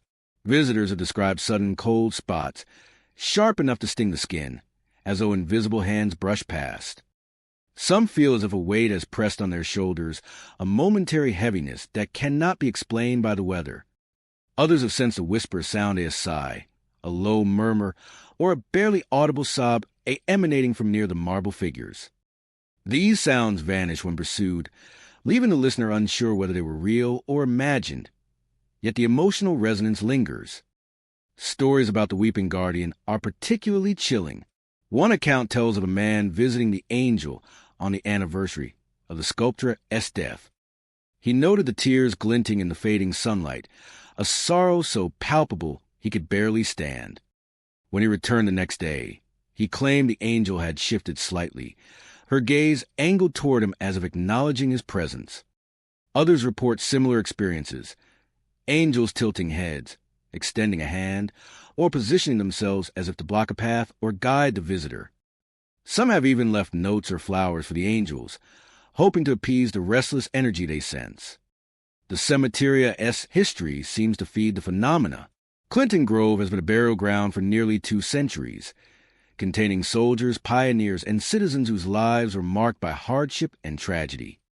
Locals claim that the sorrow of those interred seeps into the marble, saturating it with grief and memory. Whether the angels themselves move or the human mind interprets subtle shifts, the effect is undeniable. Visitors report leaving the cemetery with an odd mix of reverence, fear, and awe. Nightfall amplifies everything. As the shadows lengthen and the moon rises, the marble angels appear almost alive, their white stone glowing faintly in the darkness. Those who linger too long describe a sensation of being watched, of not walking through a cemetery, but being observed by it. Some have said they felt compelled to leave, while others report lingering out of curiosity or a strange sense of duty, as if they were drawn into a vigil alongside the silent figures. Clinton Grove Cemetery is more than a resting place for the dead. It is a place where grief seems to manifest, where marble angels might move, cry, or watch, where cameras fail and batteries die, where the air itself chills and whispers fill the darkened paths. The weeping guardian remains the most poignant symbol of the cemetery's mystery, a silent witness to sorrow, bound to stone yet full of emotion, crying tears for a world she will never leave, her vigil continuing, eternal and haunting. Pear Cheney Cemetery sits in the shadow of Forgotten Town, a few crumbling gravestones barely breaking the forest floor, their inscriptions worn by wind and rain. The town that once thrived here, deep in the forest near Grayling, Michigan, vanished more than a century ago, leaving only whispered stories. Leaving only whispered stories and an eerie silence that hangs heavy in the air. But the town of Esfate turned grim when smallpox swept through the population, claiming lives with brutal swiftness. Families vanished overnight, leaving homes abandoned, and the once lively town fell silent. Those who survived were not spared the cruelty of human judgment. Fear and superstition gripped the area, and the survivors were accused of witchcraft, cursed by neighbors who could not understand the sudden tragedy. Driven from their homes, the townspeople disappeared into the surrounding wilderness, leaving behind everything they had built, including a cemetery that now bears silent witness to their deaths. The ground itself seems haunted, as though it remembers the sorrow and fear that poisoned the town. Visitors to Haunted Cemetery often speak of an uneasy feeling upon entering the overgrown paths. The forest seems alive, moving with a life of its own. Branches sway when there is no wind, and the shadows between the trees twist and flicker as though something unseen moves among them. Some swear they have seen figures darting between the trunks, humanoid shapes that vanish when approached, leaving nothing but the sense that eyes are watching from the darkness. The atmosphere is oppressive, a cold weight pressing against the chest, as if the forest itself is warning the living to turn back. Childrena-esque laughter is one of the most commonly reported phenomena. It drifts through the cemetery, high-pitched and fleeting, echoing among the trees. Those who hear it describe a sensation that is both playful and chilling, like a memory that refuses to remain buried. The laughter is often accompanied by a sudden drop in temperature, and visitors feel goosebumps along their arms, as though unseen hands are brushing past. Some say the laughter belongs to children who perished in the smallpox outbreak, their spirits forever trapped between the trees, playing a world that no longer exists. The wind itself seems to carry messages. Visitors often report hearing whispers among the rustling leaves, a voices so faint they cannot quite make out the words, yet chillingly insistent. The whispers are almost always the same, a leaf, a. Some claim the wind grows stronger when they linger too long, brushing across the skin like icy fingers. Others have felt the sensation of being followed, unseen footsteps keeping pace with them as they walk the narrow paths between gravestones. Every instinct seems to urge retreat, and few visitors stay until the last light fades. Gravestones here are tilted and cracked, some sunk into the earth as if swallowed by the soil itself. Yet, even in decay, the cemetery feels alive. The air is thick with sorrow, a residue of grief that no century has been able to wash away. Some visitors report hearing the rustle of clothing or a faint tapping on tombstones, like the restless hands of those buried beneath reaching up to be noticed. The ground is uneven, and shadows pool in ways that seem unnatural, stretching across paths and grave markers long after the sun has set. Photographers and paranormal investigators have reported anomalies in their equipment. Cameras malfunction inexplicably, batteries drain in minutes, and recordings capture sounds that cannot be explained. Whispers, footsteps, even faint laughter in the background when nothing is happening. Compasses spin, and GPS devices sometimes fail entirely. Many believe the cemetery is a place where the boundary between the living and the dead grows thin, where the echoes of the past seep into the present. Despite the fear it inspires, Haunted Cemetery draws visitors who are compelled by its dark history. Some come to pay respects, others to seek proof of the supernatural. Almost everyone leaves with a story of unease, a feeling that the land itself is aware of their presence. Those who linger too long report sensation of being watched, of invisible eyes tracking their every movement. Many choose not to look over their shoulders, fearing that if they do, the shadows will reveal themselves, and they will see what has remained hidden for over a century. Haunted Cemetery is not merely a place of burial. It is a remnant of tragedy, fear, and unresolved grief. The spirits of the town, claimed by disease, superstition, and exile, seem to linger, echoing through the trees and whispering on the wind. Shadowy shapes dart between gravestones, Childrina's laughter flits through the air, and the cold breath of the forest reminds every visitor that this is not a place for the living to linger. Those who enter are warned by the land itself. Leave and do not return, for some spirits remain tied to the earth, unwilling or unable to find peace. Here, at Haunted Cemetery, the dead do not rest, and the forest remembers every sorrowful story, whispering them to anyone who dares to listen. Resurrection Cemetery in Clinton Township is known for its quiet rows of headstones, the solemn hum of the wind through the trees, and the occasional visitor seeking peace among the graves. But for decades, the cemetery has carried a legend that blurs the line between the living and the dead. Locals speak of Resurrection Mary, a spectral woman who appears along the road that skirts the cemetery, her presence at once serene and unsettling. She is described as pale and elegant, wearing a simple dress that sways as if caught in a breeze, her hair dark and sleek, framing a face both beautiful and sorrowful. The story begins in the 1970s, when drivers first reported seeing a woman standing at the roadside near the cemetery gates. She always appears at night, her figure illuminated faintly by passing headlights. Her posture calm and polite, her eyes fixed somewhere beyond the road. She raises her thumb in a universal gesture of a hitchhiker, her posture calm and polite, her eyes fixed somewhere beyond the road. The story begins in the 1970s, when drivers first reported seeing a woman standing at the roadside near the cemetery gates. She always appears at night, her figure illuminated faintly by passing headlights. Those who have stopped report a feeling of strange tranquility upon opening their doors, as if stepping into a moment removed from time. Her voice, if she speaks at all, is soft, almost inaudible, but always courteous.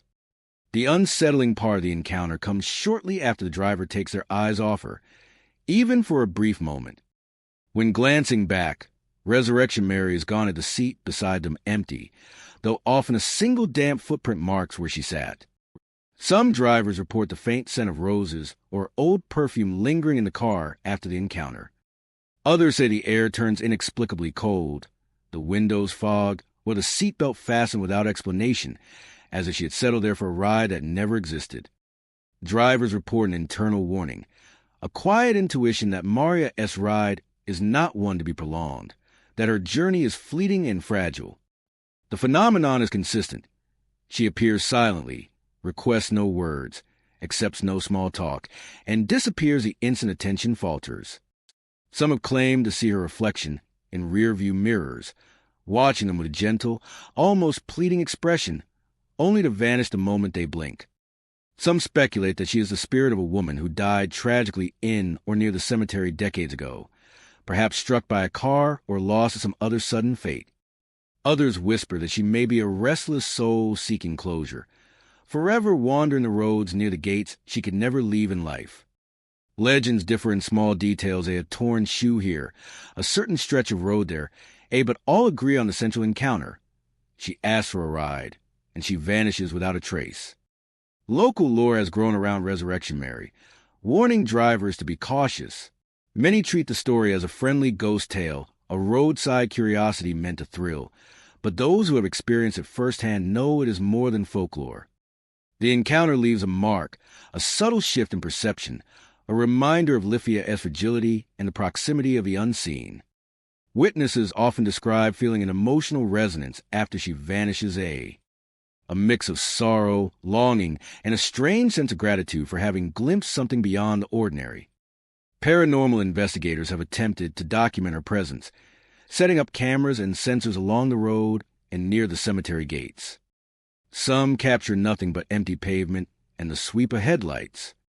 Others report anomalies, a cold patch moving across the road, a fleeting shadow caught just at the edge of infrared cameras, or inexplicable moisture on the seat of an empty vehicle.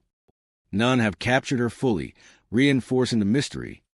Resurrection Cemetery itself adds to the eerie context. Its rows of tombstones stretch for acres, the trees casting long shadows at dusk, and the paths between graves are hushed, muffled by the wind and the weight of history. The trees casting long shadows at dusk, and the paths between graves are hushed, muffled by the wind and the weight of history. The paths between graves are hushed, muffled by the wind and the weight of history. Some believe Mary is drawn to this particular cemetery, not merely as a site of death, but as a place where the boundary between life and afterlife is thin. Drivers approaching the gates often feel a change in the air, a subtle, almost imperceptible shift in temperature, a tightening in the chest, an awareness that they are not alone. Older residents recount stories from their youth, while new witnesses continue to add their experiences to the legend. Despite the passage of time, the encounters remain remarkably consistent, lending an eerie credibility to the tales. Each report adds another layer to the myth, yet none can explain why she appears, why she asks for a ride, or why she vanishes so completely. For those who have encountered Resurrection Mary, the experience is unforgettable. She embodies a haunting intersection of the ordinary and the supernatural, a polite hitchhiker, a fleeting presence, and a reminder that even the smallest gestures can leave a lasting impression. To drive past the gates of Resurrection Cemetery at night is to brush against history, tragedy, and the inexplicable, and perhaps, if one is lucky or unlucky enough, to meet the ghostly figure of Resurrection Mary, who rides only as far as the eye can follow and then disappears, leaving behind a damp footprint and a story that will be told for generations. Lakeside Cemetery in Port Huron stretches along the water's edge, its rows of weathered tombstones shaded by gnarled oaks and maples. By day, it is a quiet place of reflection, where locals stroll along the paths, reading inscriptions worn smooth by time and the elements. But at night, the cemetery takes on a different character. A fog rolls in from Lake Huron, and the gentle lapping of waves along the docks takes on a spectral rhythm. This is the hour when Captain Graves makes his rounds, his presence both feared and revered by those who know the stories. Captain Graves was once a man of the sea, a shipmaster devoted to his crew. In the late 1800s, his vessel caught fire during a routine voyage, a catastrophic explosion that claimed the lives of nearly all aboard. Accounts of the disaster speak of smoke, flames, and the desperate cries of sailors calling for their captain. Graves, true to his reputation even in death, remained on deck until the very end, guiding his men, giving orders, and attempting to save anyone he could reach. He did not survive, but those who tell the tale insist that his loyalty did not end with his life. The first reports of Captain Graves' ghost came soon after the tragedy. Locals began to notice a lantern swinging in the fog along the docks near Lakeside Cemetery. It moved with purpose, as if searching, and the light often appeared far earlier than moonrise, cutting through the mist like a warning. Those who witnessed it spoke of a figure in a long coat, a naval cap shadowing his face, walking along the water's edge. The lead investigator has no idea who this ghostly apparition might be or what it wants. His eyes were never seen clearly, but a sense of command and solemnity emanated from the figure, chilling observers to the bone. Sailors traveling the lake have long recounted encounters with the Captaina-esque ghost. They speak of the sudden cold that descends over a boat without warning, the lanterna-esque light glinting off the waves as though checking each sailora-esque fate. Some describe feeling a weight on the deck, the brush of a phantom hand, or a subtle nudge meant to guide them away from unseen danger. In these moments, the spirit is not hostile, but commanding, ensuring that those still alive heed the lessons of the sea. It is said that he has saved more than one vessel from disaster, guiding them past treacherous shoals and submerged wrecks. The phenomenon is most vivid on foggy nights. Drivers along the shoreline report seeing a flickering lantern across the docks, a figure pacing as though counting, inspecting, or searching. Those who stop often report a sudden drop in temperature, a dampness clinging to their clothing, and a feeling of being watched. The presence is heavy yet disciplined, like a captain overseeing a ship, even though no ship remains. Witnesses speak of hearing distant creaks of wood, the sound of bells striking unseen, and faint shouts carried on the wind, orders given in a voice that seems to echo both across the water and through time. Local lore holds that Captain Graves is bound to the cemetery because the majority of his crew-esque bodies were never recovered. His spirit walks the docks nightly, counting his lost men, ensuring that none of them are forgotten. The lantern, swinging and steady, is both a beacon and a warning. He is said to appear to those who venture too close to the water's edge, not to frighten them, but to remind them of the sea's power and the fragility of life upon it. Fishermen tell stories of seeing the light appear suddenly behind them, moving along the shoreline in perfect synchrony with the waves, vanishing if they turn to look directly. Investigators and ghost hunters have attempted to document the phenomenon, placing cameras and lanterns along the docks. Many capture only the fog and a faint glimmer of light, sometimes distorted, sometimes absent altogether. Others report sudden equipment failures, cold spots, and a distinct scent of salt and smoke lingering in the air, an olfactory echo of the Shepa's tragic end. Some even claim to have heard commands whispered just beyond the edge of audibility, urging them to move, to watch, to remember. Stories of Captain Graves have persisted for over a century. Older residents remember tales passed down from their grandparents, and new witnesses continue to add their experiences to the legend. Each account reinforces a sense of purpose attributed to the spirit. He is not a restless soul wandering aimlessly, nor a malevolent phantom. He is a guardian, a sentinel of the lake, tied to the lives he once commanded. Sailors, passers-by, and even the occasional curious teenager understand that the lantern is a sign the captain is observing, counting, protecting, and never resting. Some say that if one watches long enough, the figure of Captain Graves will pause, nod slightly, and then move on, continuing his eternal rounds. Others have left small tokens on the docks, a lantern, a note, a card piece with offerings to the spirit who watches the shoreline. But they are made out of respect for a ghost who embodies loyalty beyond death. It is said that Captain Graves reminds the living of the weight of responsibility, the bonds of loyalty, and the fragility of life on the water. To stand at Lakeside Cemetery on a foggy night, to see the lantern swinging along the docks, is to witness a spirit bound by duty, a captain still watching over those he could not save, and a reminder that some souls never truly leave the places they loved, or the people they lost. Evergreen Cemetery in Lansing is a sprawling field of monuments, gravestones, and towering evergreens, their branches swaying softly in the night wind. By day, it is a peaceful resting place, visited by families and history enthusiasts alike. But as darkness falls, certain areas of the cemetery take on an eerie stillness, punctuated by sounds that defy explanation. Among the oldest crypts, one in particular has drawn attention for nearly a century, a heavy marble structure sealed tightly since 1920, bearing the name Dr. Wells. Wells was known locally as a pioneering figure in the development of embalming fluids, a chemist whose experiments with preservation attracted both admiration and suspicion. His innovations changed funeral practices in Michigan, ensuring that bodies remained intact far longer than previously possible. Yet, despite his professional acclaim, whispers of obsession and secretive practices followed him. When he died, Wells was interred in the crypt he designed himself. The entrance sealed with a massive slab of stone and an iron lock, as though even in death, he sought to keep something contained. It was not long after the crypt was closed that strange occurrences began. Caretakers and visitors alike reported a subtle vibration emanating from the stone walls at night, a rhythmic thrum that resembled a heartbeat. The sound was faint but persistent, rising and falling in a cadence no natural source could explain. Some who dared to press their ears against the cold marble claimed the sensation was almost unbearable, as if life itself was pulsing from within. On one occasion, a cemetery caretaker, tasked with cleaning the grounds near Wells' crypt, experienced something far more alarming. Late at night, while sweeping the path, he heard a distinct knocking sound echoing from inside the sealed tomb. Startled, he stepped closer, expecting perhaps a loose stone or the wind trapped within the masonry. The knocking continued, deliberate and insistent, almost like a warning.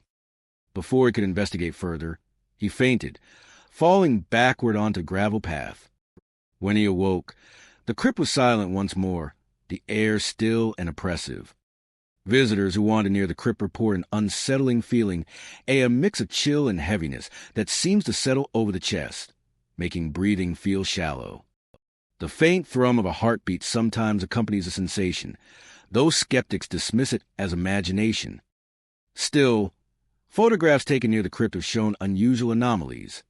Faint, misty shapes near the edges of the frame, shadows that shift unnaturally, and in some images, a subtle glow emanating from the marble that disappears upon closer inspection. Locals tell stories of people who come to the cemetery at night, drawn by curiosity or dare, only to leave shaken. Some claim that whispering voices can be heard just beyond comprehension, murmurings of chemical formulas and cryptic instructions. Others report the faint scent of chemicals in the air, a sweet, almost metallic aroma, lingering briefly before vanishing.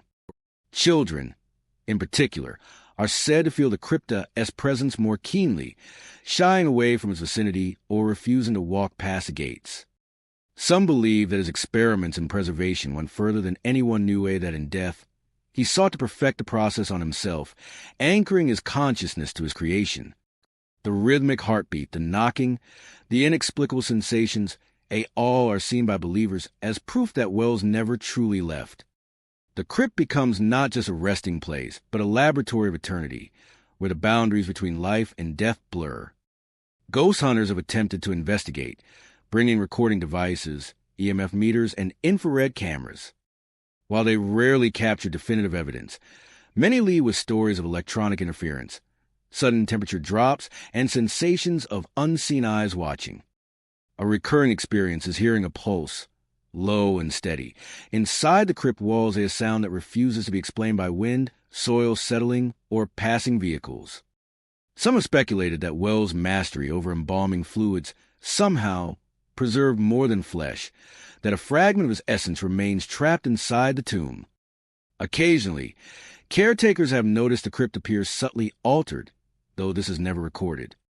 Stones that once aligned perfectly seem misaligned, and iron fixtures show tiny marks as if scratched from within.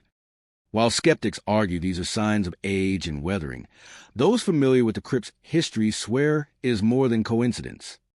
The sealed tomb is treated with reverence, and few dare to touch it, understanding that the reputation of Dr. Wells extends beyond mere rumor. Over the decades, Evergreen Cemetery has become a destination for those fascinated by the unexplained. Dr. Wells' crypt, in particular, draws attention from paranormal enthusiasts, historians, and the merely curious. The stories persist, the heartbeat beneath the marble, the knocks from inside, the cold that bites more deeply than the night air. Even in silence, the tomb speaks a reminder that some experiments, some obsessions, continue beyond the grave. To stand before the crypt is to confront a convergence of history, science, and the supernatural. Dr. Henry Wells, a man devoted to prolonging life after death, may have achieved more than he ever intended. His legacy is etched in stone, whispered in the night, and felt as a pulse beneath the fingertips of anyone brave enough to press their ear against the marble. Evergreen Cemetery guards its secrets well, but some say the heartbeat never stops, echoing into eternity. Mount Elliott Cemetery in Detroit stretches across rolling hills, its winding paths lined with Gothic monuments, ornate mausoleums, and towering iron gates. By day, the cemetery appears solemn yet peaceful, a quiet resting place for generations of Detroit residents. But as night falls, a different energy settles over the grounds, one that draws the curious, the brave, and the devoted.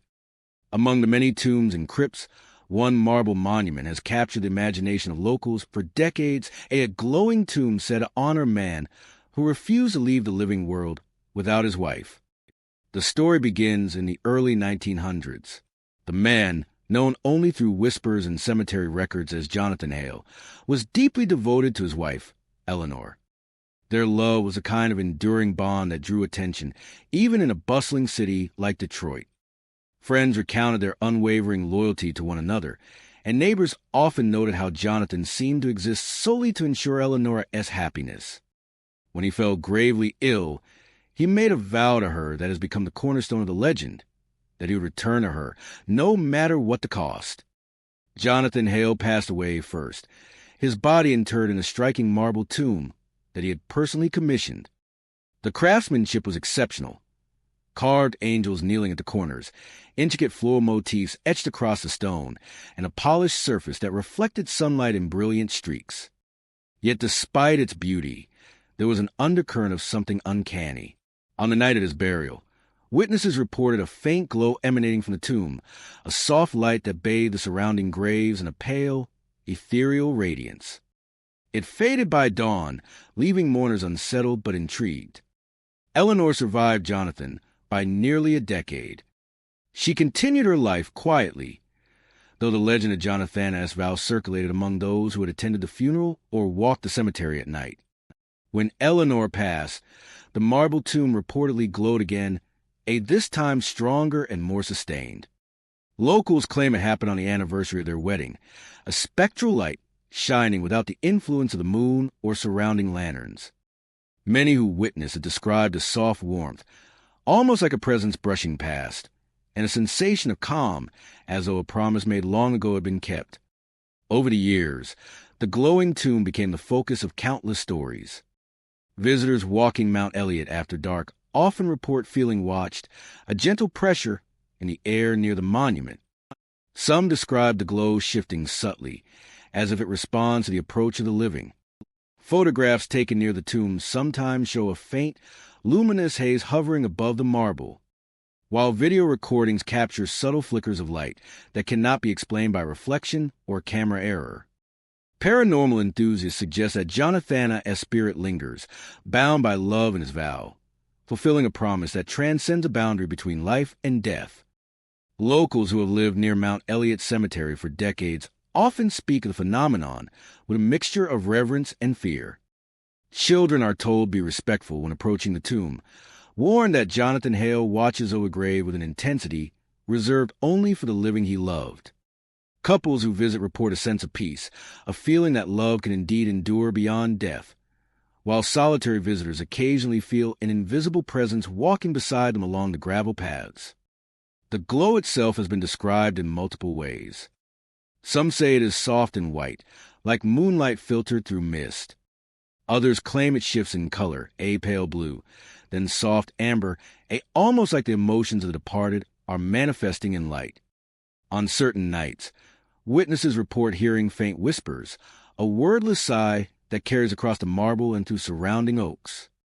Others describe hearing the faint scent of roses, Eleanor's favorite flower, wafting through the air despite there being no garden nearby. Over the decades, Mount Elliott Cemetery has become a destination not only for those honoring the dead, but for those seeking the inexplicable. Guides often tell the story to visitors, recounting the promise Jonathan made and the light that appears each year on their anniversary. Many who stand before the tomb report an overwhelming sense of presence, a warmth and light that feels alive, even though the couple has long since passed. Even skeptics admit that something extraordinary occurs at the tomb. While scientific explanations, light reflections, chemical reactions in the marble, or atmospheric conditions have been proposed, none account for the consistency, the timing, or the apparent emotional resonance that witnesses feel. The legend endures, and with each retelling, the cemetery gains another layer of quiet mystery. To stand before the Hale tomb at Mount Elliott Cemetery on a clear anniversary night is to witness more than stone and light. It is to see the embodiment of a vow kept beyond death, a promise that love endures, and a presence that refuses to leave the living world until its beloved joins it. For those who visit, the glowing marble offers both awe and comfort, a reminder that some bonds are eternal, and that the dead may sometimes keep their promises in ways that the living can still see, feel, and remember. Whitechapel Memorial Cemetery in Troy stretches across rolling lawns and marble pathways, its white stone monuments gleaming under the morning sun. By day, it appears serene, a place of reflection, of quiet remembrance. Families come to place flowers, and visitors walk the paths to honor those who have passed. But those who work here know that beneath the calm surface lies something far more unsettling. Tools left near mausoleums vanish, only to reappear in impossible places, a shovel atop a monument, a rake propped against a crypt where no one had placed it. Fresh flowers laid on graves, sometimes rot within hours, wilting and blackening without cause. At first, staff assumed it was birds, squirrels, or the fickleness of the weather. But then came sightings. The most frequently reported apparition is that of a young boy, no more than 6 or 7, riding a tricycle along the marble paths. Witnesses describe him in startling clarity, pale-faced, dressed in outdated clothing, and riding slowly as if in quiet contemplation. What unsettles people most is the silence. There is no creak of wheels on stone, no whisper of air as he pedals. One groundskeeper, Thomas, decided to confront the phenomenon. Arriving early one spring morning, he spotted the boy pedaling near the fountain at the center of the cemetery. Carefully he followed, maintaining a cautious distance. The tricycle moved steadily, taking sharp turns along the labyrinth of white paths. Yet when Thomas attempted to close the gap, the boy never glanced back. Finally, the boy stopped at a small grave near the edge of the cemetery. Thomas approached, heart racing, only to find the tricycle abandoned, its tiny wheels still. The grave beside it bore a simple inscription, a Michael Thompson, 1912A-1918A, the boy's name. Thomas later learned that Michael had died in a tragic accident, a fall from a nearby tree, while playing alone. Locals whispered that his spirit had never left, wandering the cemetery in quiet solitude, seeking attention, recognition, or perhaps comfort. Since that day, staff report seeing him in different locations, always near Childrena S. graves. Sometimes he rides in broad daylight, only partially visible, and at other times he appears in the evening mist, his small figure casting no shadow. Groundskeepers have recounted hearing faint giggles when no other children are around, or the gentle squeak of the Tricyclia S wheels on stone, though the air remains completely still. Visitors occasionally catch a glimpse out of the corner of their eye, only to find the path empty when they turn fully toward it. But Michael is not the only presence. Objects move without explanation. Shadows flicker across walls where no trees or structures could cast them, and the smell of cold earth and lilacs sometimes drifts through the air, a sweet but mournful scent. Some graves have frost in the early morning, even when temperatures are warm, or a thin fog that hugs the stone markers, lingering longer than it should. Staff have come to accept these occurrences as part of the cemetery's atmosphere, though they never lose the chill that accompanies them. Families who visit Whitechapel often report an uneasy feeling, a sensation of being watched or followed. Children sometimes point to empty spaces, claiming to see another kid riding along the paths.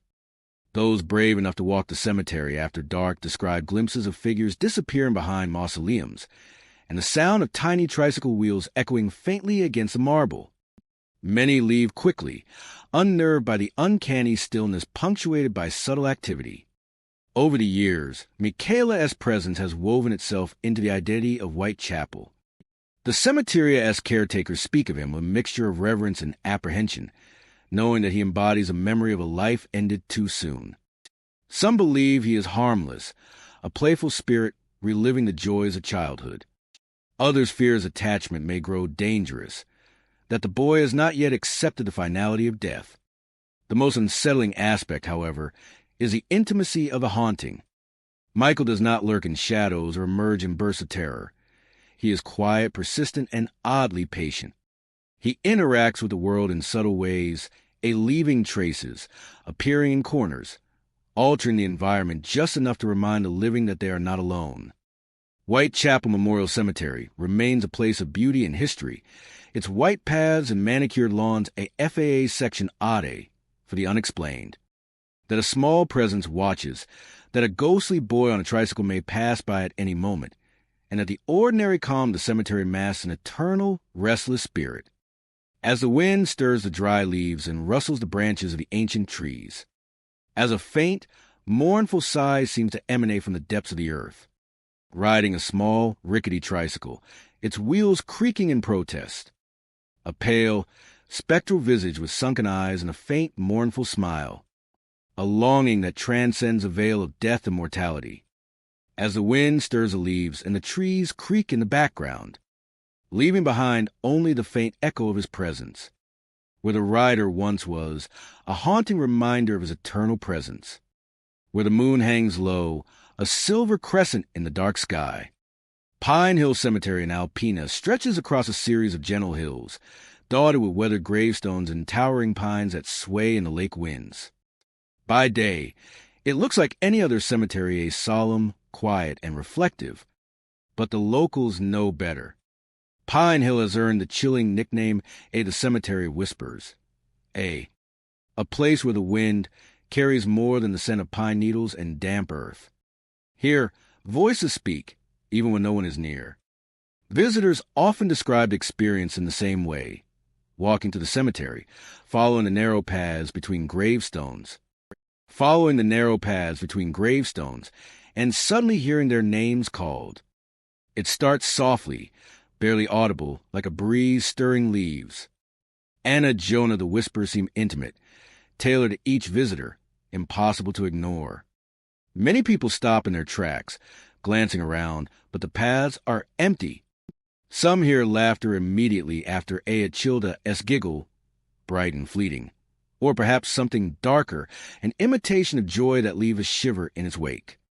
The phenomenon is so consistent that locals treat it with a mixture of caution and resignation.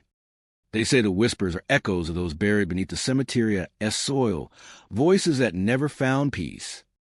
Pine Hill sits on ancient land, long before Alpena existed. Some historians suggest that a mass grave lies beneath the center of the cemetery, where a deadly plague swept through the area in the mid-1800s. Records indicate that many victims were buried hastily, and some may have been buried alive by mistake, entombed in fear, fever, and chaos. It is said that their voices never ceased, trapped beneath the earth, waiting for anyone who dares to walk above them to hear their cries. Visitors describe more than voices.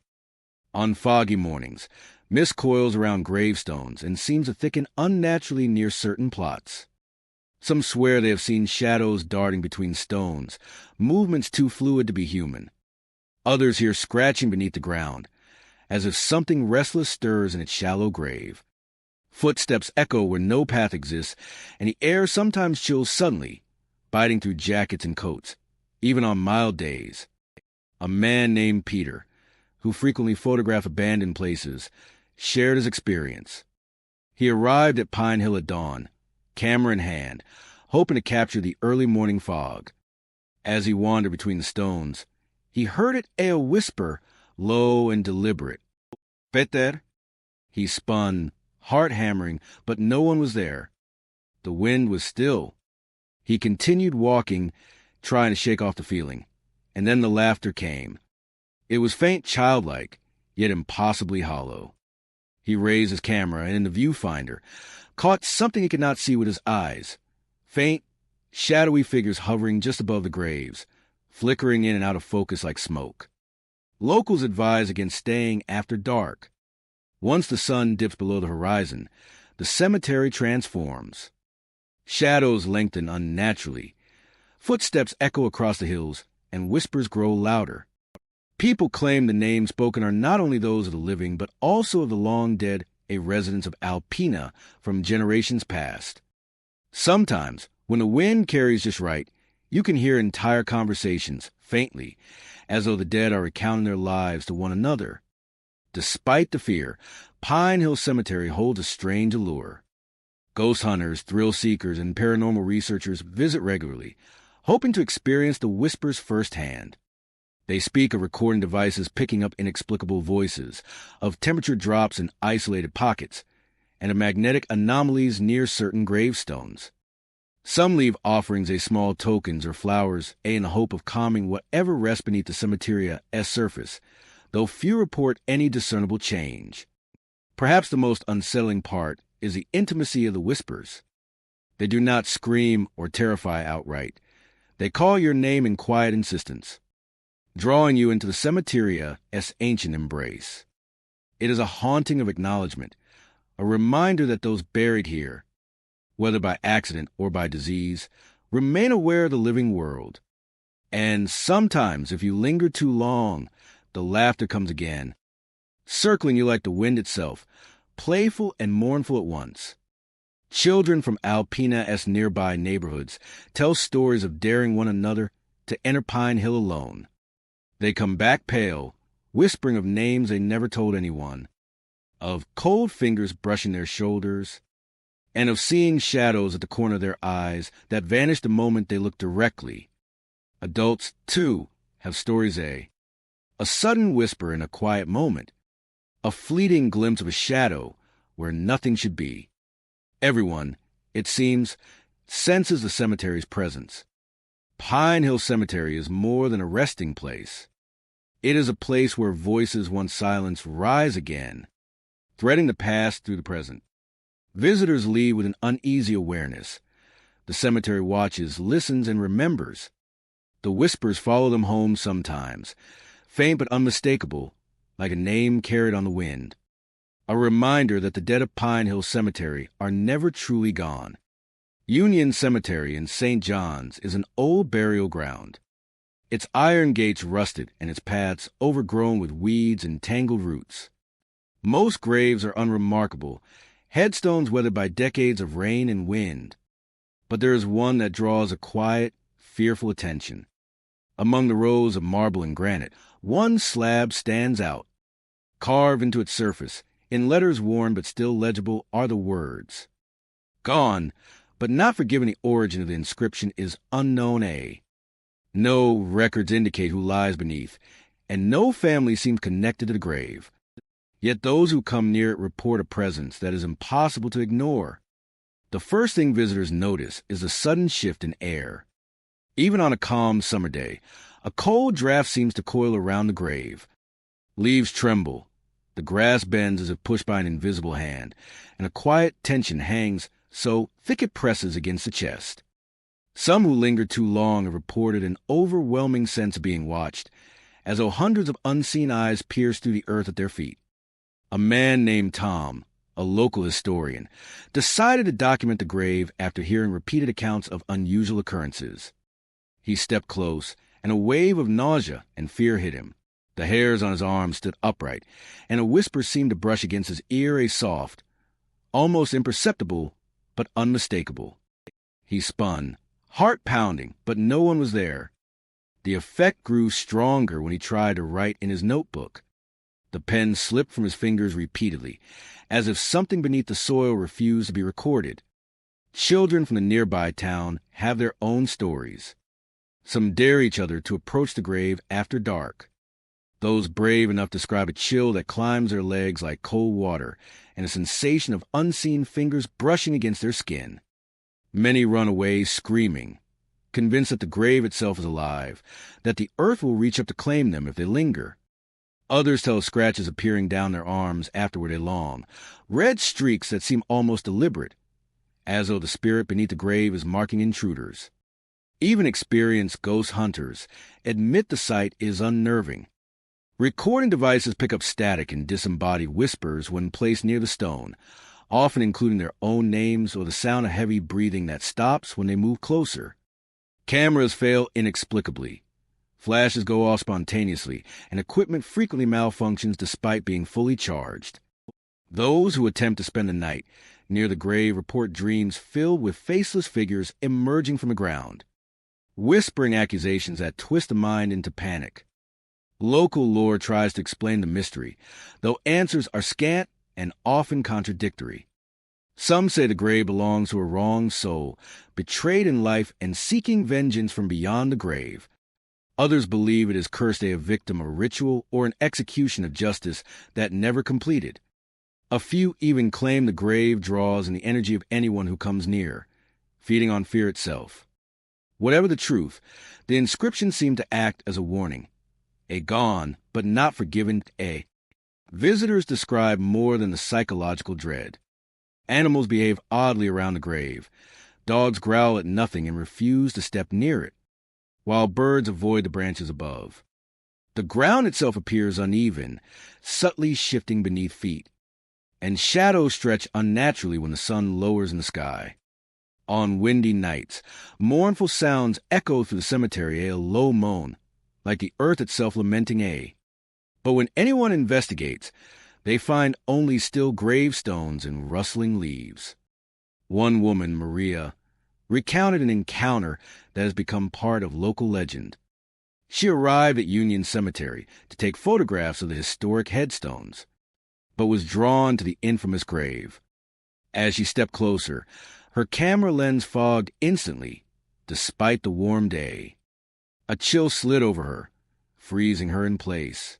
She saw, faintly, the outline of a figure beneath the soil, clawing upward.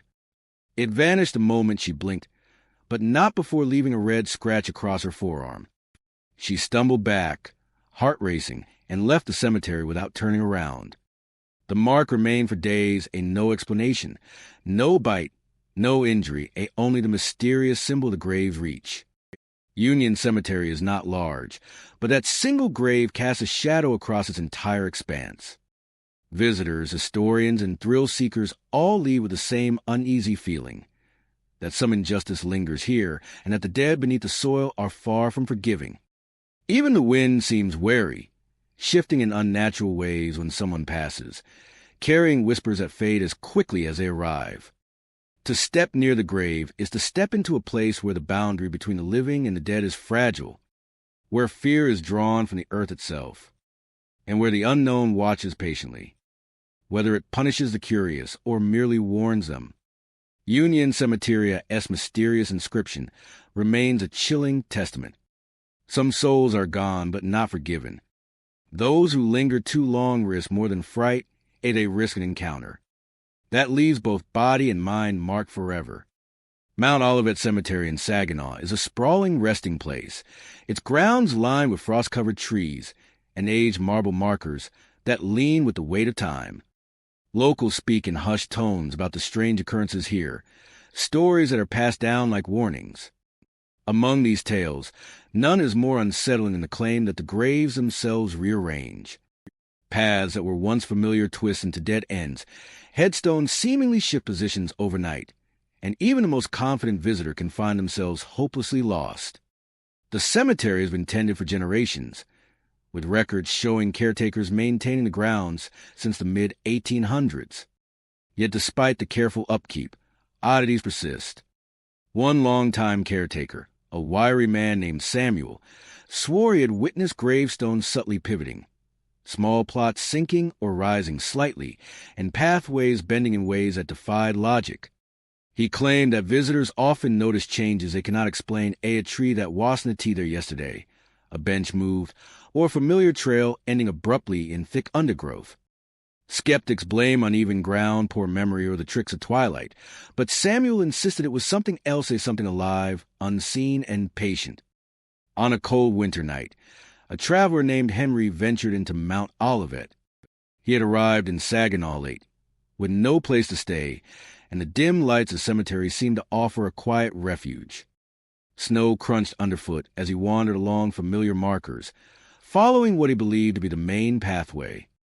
But as he walked, the landscape began to shift. The familiar gate receded into the darkness behind him, and the path ahead twisted into shapes he did not remember. Trees loomed closer together, shadows deepened unnaturally, and a stillness settled that pressed against his ears. Then he heard the sound of a woman's voice calling his name. Soft, beckoning, almost sweet, but with an undertone of urgency that set his skin on edge. Henria, it whispered, carried on the wind between the tombstones. He turned, scanning the snow-covered graves, but no one was there. The voice came again, clearer this time, almost behind him, urging him to follow. Compelled, he moved, convinced that someone could guide him out. The voice led him deeper into the cemetery, but the paths were no longer recognizable. Snow-covered landmarks, and the headstones seemed to twist as he passed. Every turn brought him back to the same frozen oak tree, its skeletal branches stark against the moonlight. Henry realized, with growing horror, that he was moving in circles. The voice persisted, now just beyond his reach, calling insistently. His breath came in visible puffs, frost forming on his beard, but he could not break free. By the time the first hints of dawn touched the horizon, local authorities found Henry at the main gate.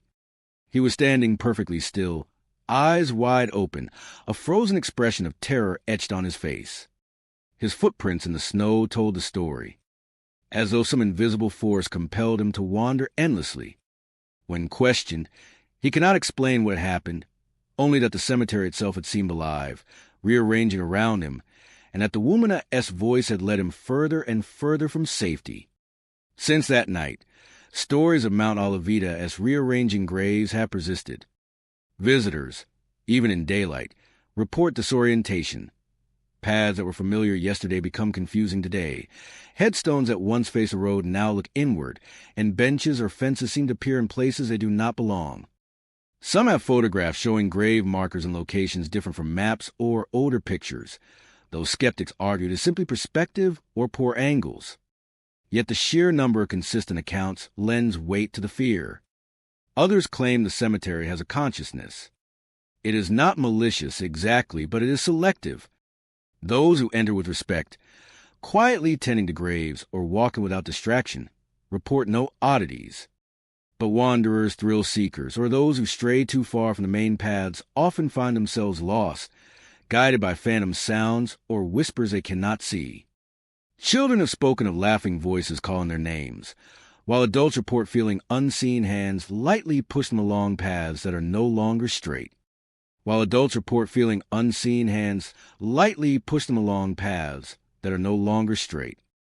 On winter nights, some swear they can hear the crunch of footsteps not their own, moving to the snow in irregular patterns, coming closer and receding as if playing a game they cannot win. Lanterns brought into the cemetery flicker for no reason. Compasses spin wildly, and the cold seems to press inward, chilling to the bone regardless of how many layers of clothing one wears. Compasses spin wildly, and the cold seems to press inward, chilling to the bone regardless of how many layers of clothing one wears. Mount Olivet Cemetery remains a quiet place, but one that commands attention. The rearranging graves, the whispering voices, the frozen travelers, they all speak of a presence beyond understanding.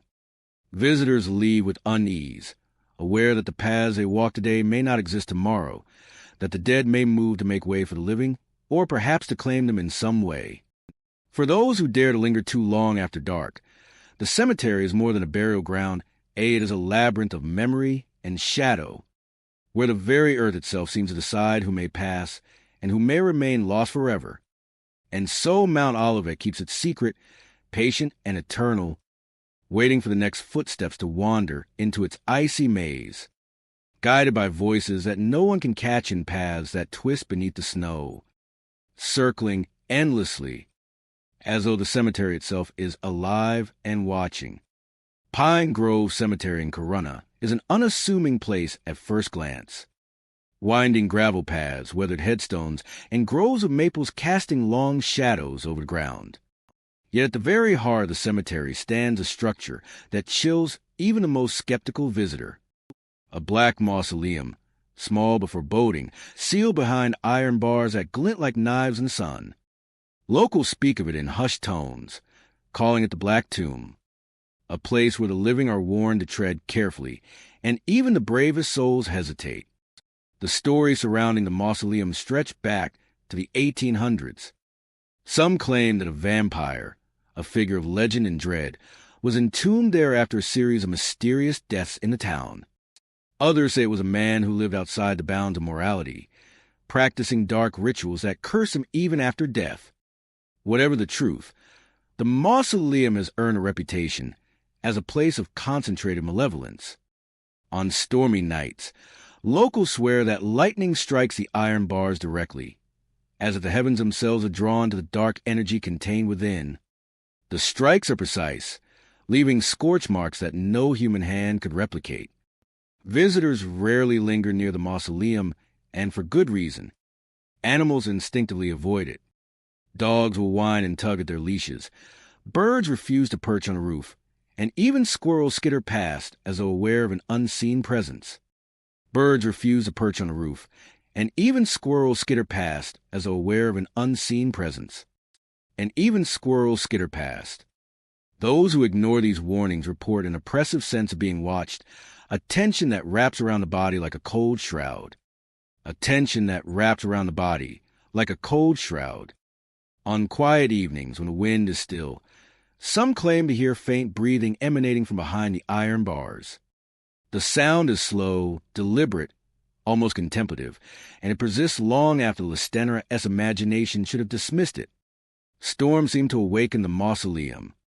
When lightning rips across the sky, striking the bars, there is sometimes a hiss of air or the sound of shifting stone from within. The locals say the vampiria's spirit, if it ever existed, moves in these moments, testing the boundaries of the iron cage.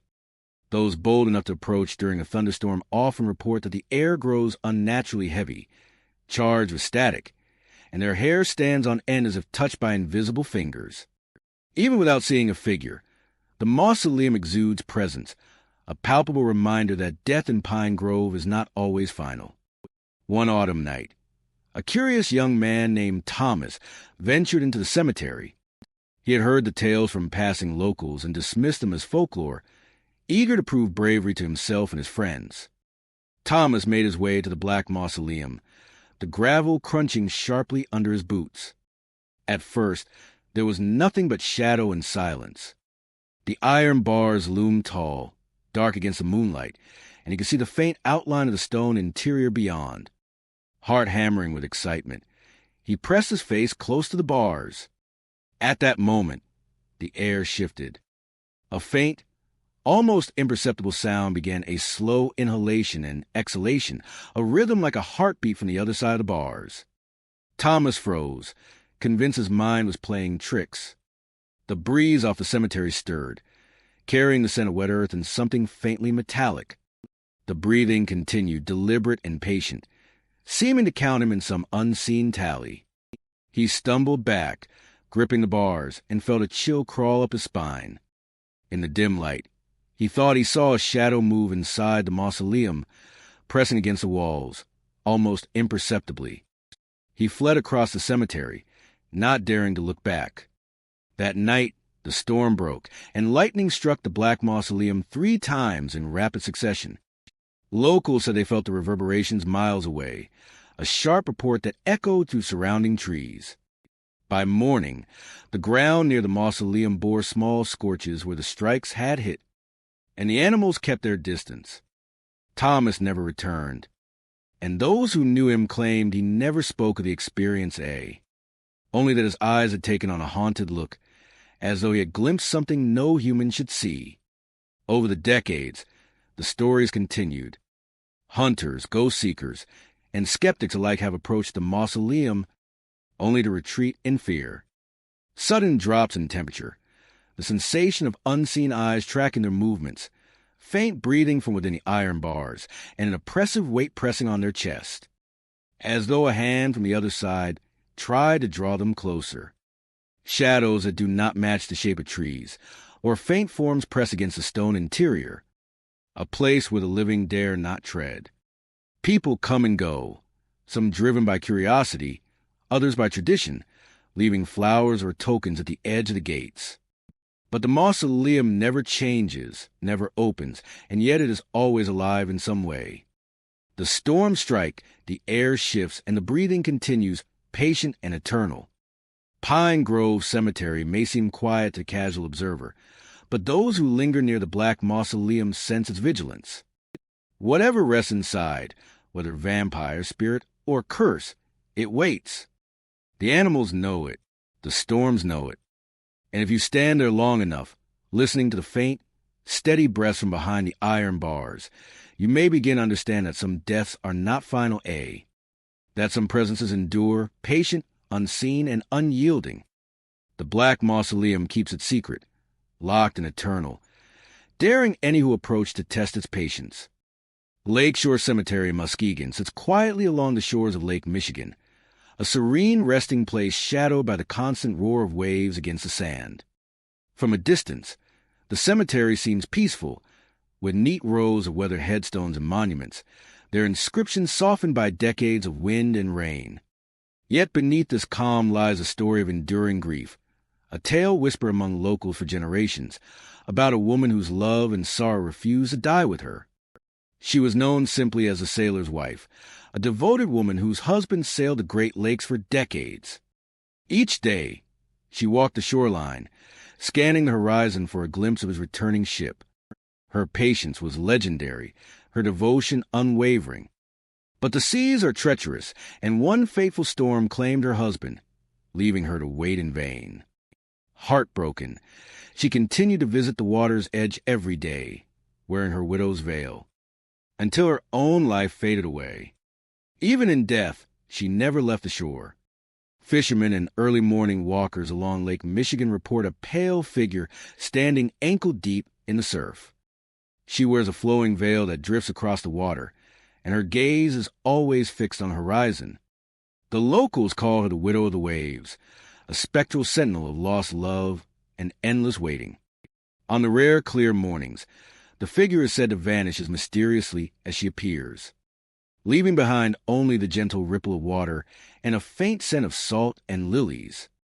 Those who have encountered her describe a profound sense of sorrow, as if the very air around the shoreline hums with longing. The waves seem quieter near her, as if the lake itself respects her vigil. Others tell of cold chills that wash over them when they glance toward the surf, a sudden reminder that this is no ordinary spirit. The Widow of the Waves is known to respond to attention. Legend holds that if you call her name 3 times while standing on the shore, she will slowly turn toward you, her veil lifting just enough to reveal a face, marked by sorrow and longing. Those who have dared this are warned that the experience does not end there.